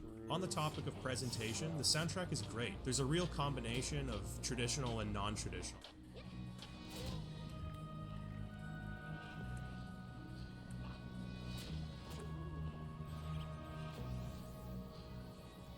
Oh, the guy in my camp sells screws for cheap, but I don't have a lot of caps. Some of the dark ambience that plays while you're sneaking around a cave evokes Eric Brosius' work on the Thief series, and that's a compliment I don't give out lightly.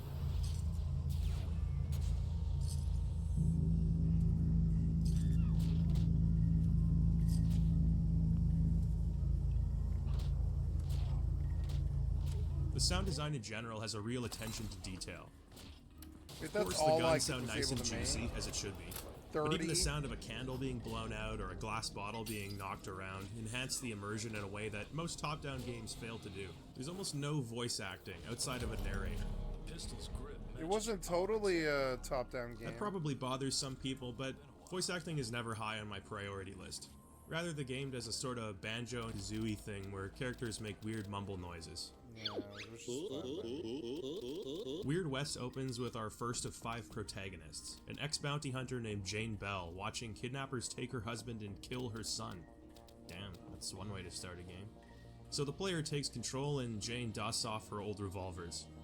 For some reason, the mouse control when looking around never felt quite right to me. I don't know if there's some kind of mouse acceleration going on, but the game has difficulty reading small movements. Yeah. It's never a problem when aiming the gun proper, but it's a minor annoyance that stuck with me until the end. The controls in general are a bit unwieldy to get the hang of. It probably took me about 5 or so hours of playing until I actually felt comfortable with the control and interface. But when I finally did, it felt good to play. In combat, you're given a fair number of tools to cause mayhem. It felt like there are 5 weapon Hotline. types: melee, pistol, rifle, shotgun, and bow. There are also some throwables like dynamite, cluster dynamite, and electric dynamite. Melee sucks. You can stand there attacking another character and whiff so much you'll think you're playing Morrowind.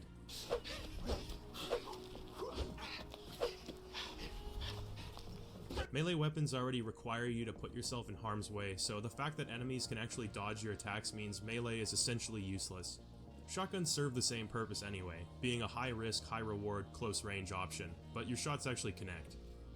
A pistol is usually a solid option in any situation, dishing out fair damage with decent fire rates. The bow is the most silent option. Bow takedown is always the most silent way to eliminate resistance. But the firing rate is low and the damage isn't that great, so you better kill what you're aiming at. And then there's the rifle. I held the rifle close to my heart in the beginning, but I have to admit it can trivialize the game a bit. Like Dishonored, progression exists in the form of character abilities which influence the way you play the game and require you to spend action points to use. These can be replenished with invigorating tonics. The first ability I unlocked made rifle shots silent and increased their damage by 200%, and with that I was taking out entire enemy outposts from a single vantage point. After a while, I bumped the difficulty up from normal to hard, which made the strategy a little less viable. The next ability I got was an upgraded kick. Since this game is directed by the guy who handled Dark Messiah, I assumed the kick would be awesome. It's not though. It's worth mentioning that difficulty actually affects things like how quickly an enemy can detect you, their fire rate, and whether or not sleeping heals your character, rather than just raw damage output. Top-down shooters usually run into problems when aiming from varying elevations, but Weird West has a really elegant solution to this problem. If an enemy or environmental object sits between the aiming reticle and your character, the game will automatically prioritize that as a target, whether it's above or below you. The only times I missed a shot or shot the wrong target, it was entirely my own fault. So I think Wolfeye deserves some commendation for making such an intuitive system.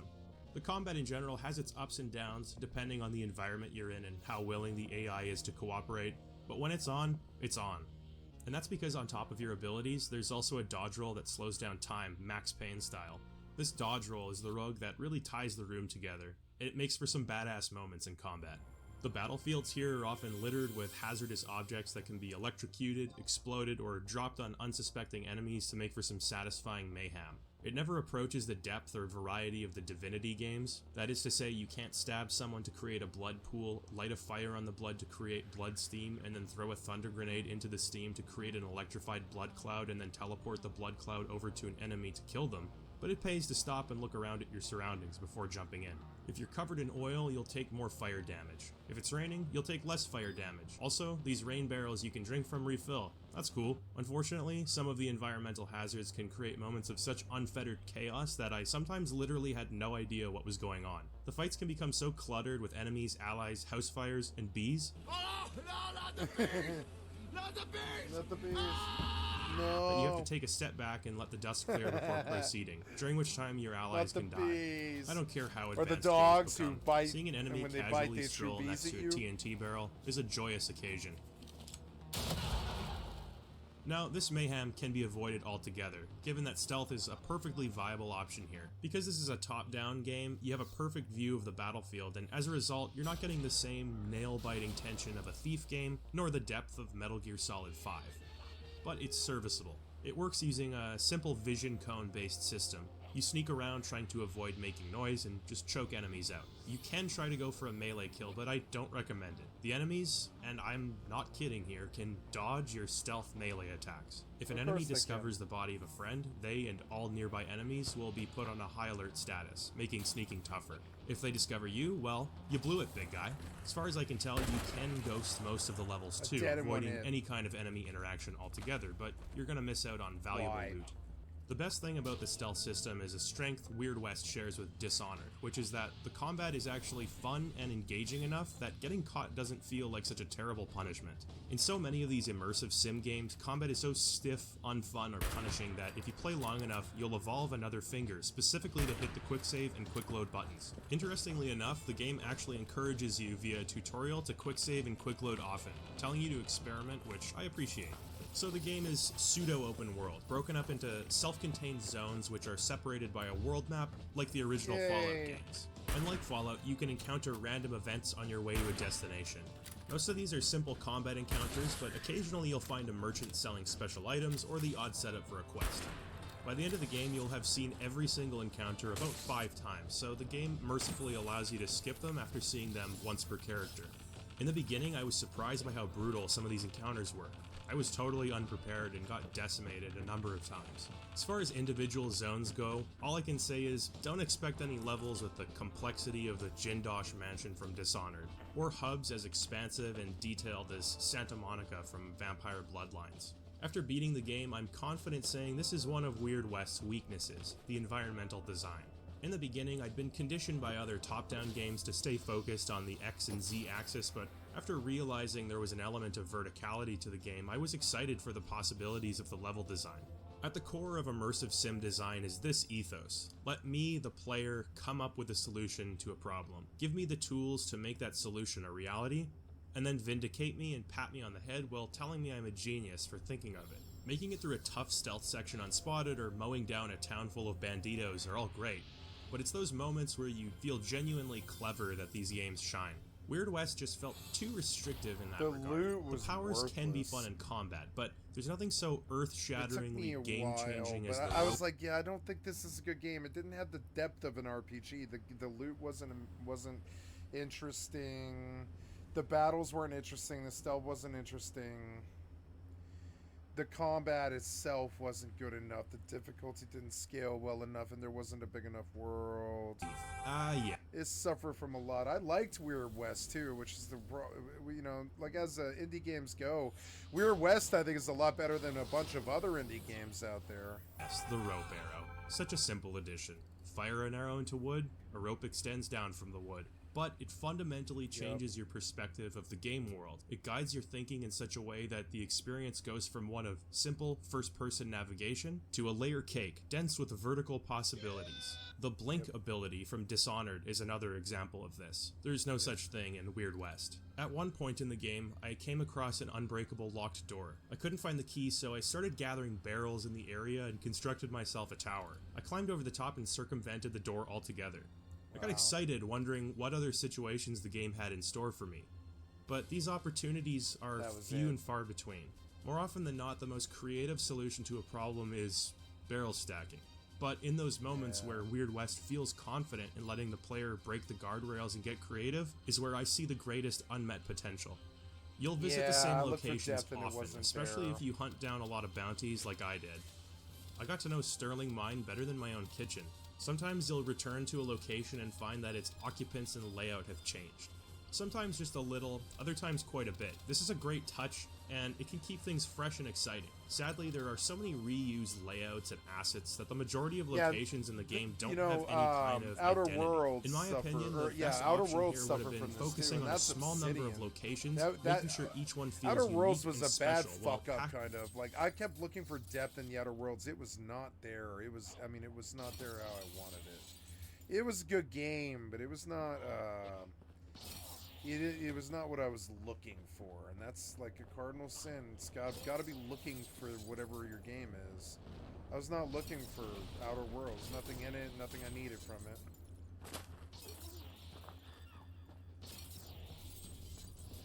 Full of barbells, so I can't run. This world, while cool, also is kind of depressing. It's like always dark. It's always blue. And it's a little depressing, frankly. But I also don't mind it. It's interesting.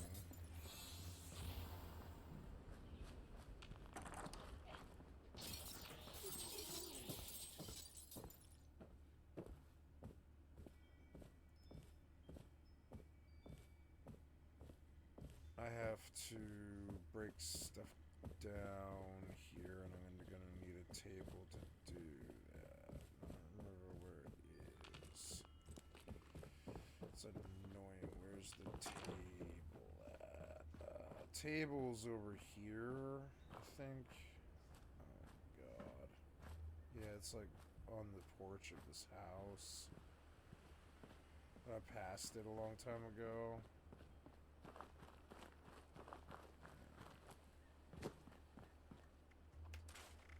Okay, there we go. A little bit better. Oh yeah, that metal left arm, yeah. Well, that's good. I need a lot of screws, but I don't have a lot of caps, and I can't buy them from, I want to go see the base real quick and see if that guy will sell me like a screw pack. I don't think he will, but you know, worth a try.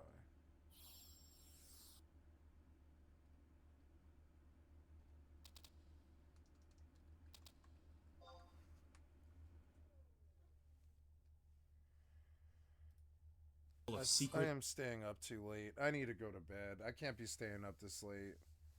I am so sorry, guys. I'm going to conclude the session here, but I will be back tomorrow to do some more of this, I think. I'm actually loving this Fallout 76 mode, and I need something to play, and I have been doing... Oh, I'm going to do some EVE too, and so I'm enjoying the FFXI Fallout thing. I think they're complementing each other. That you can kind of, like, pause on 76 pretty easy, and I like that, so...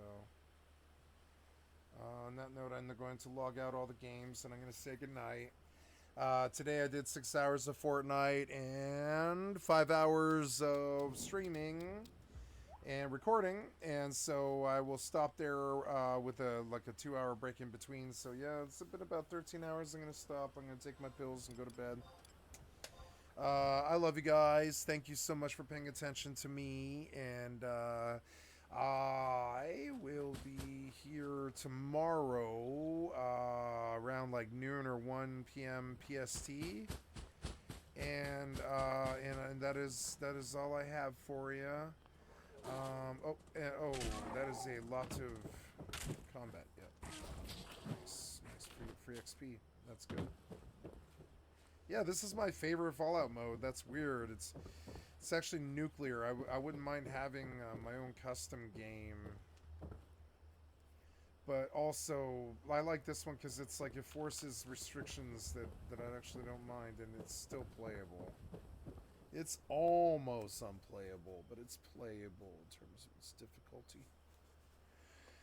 So, on that note, I'm going to pull my website and just give you guys a reminder. You've been watching SkyCat.live. I am not an affiliate of YouTube, but I am an affiliate of Twitch. If you want to come give me a sub, thank you so much for your time and money, and help me support my family. And if you're on YouTube, you got to come here to donate. Come to my website, which is skycat.live. You can see it here, and click on the cat space to donate. Thank you so much for your time. This is like my Patreon, but I don't want to cut Patreon. I just want my own money. So. Thank you so much for your time, guys. I love you, and I'm going to stop the stream here. Stop stream. Y'all have a wonderful evening.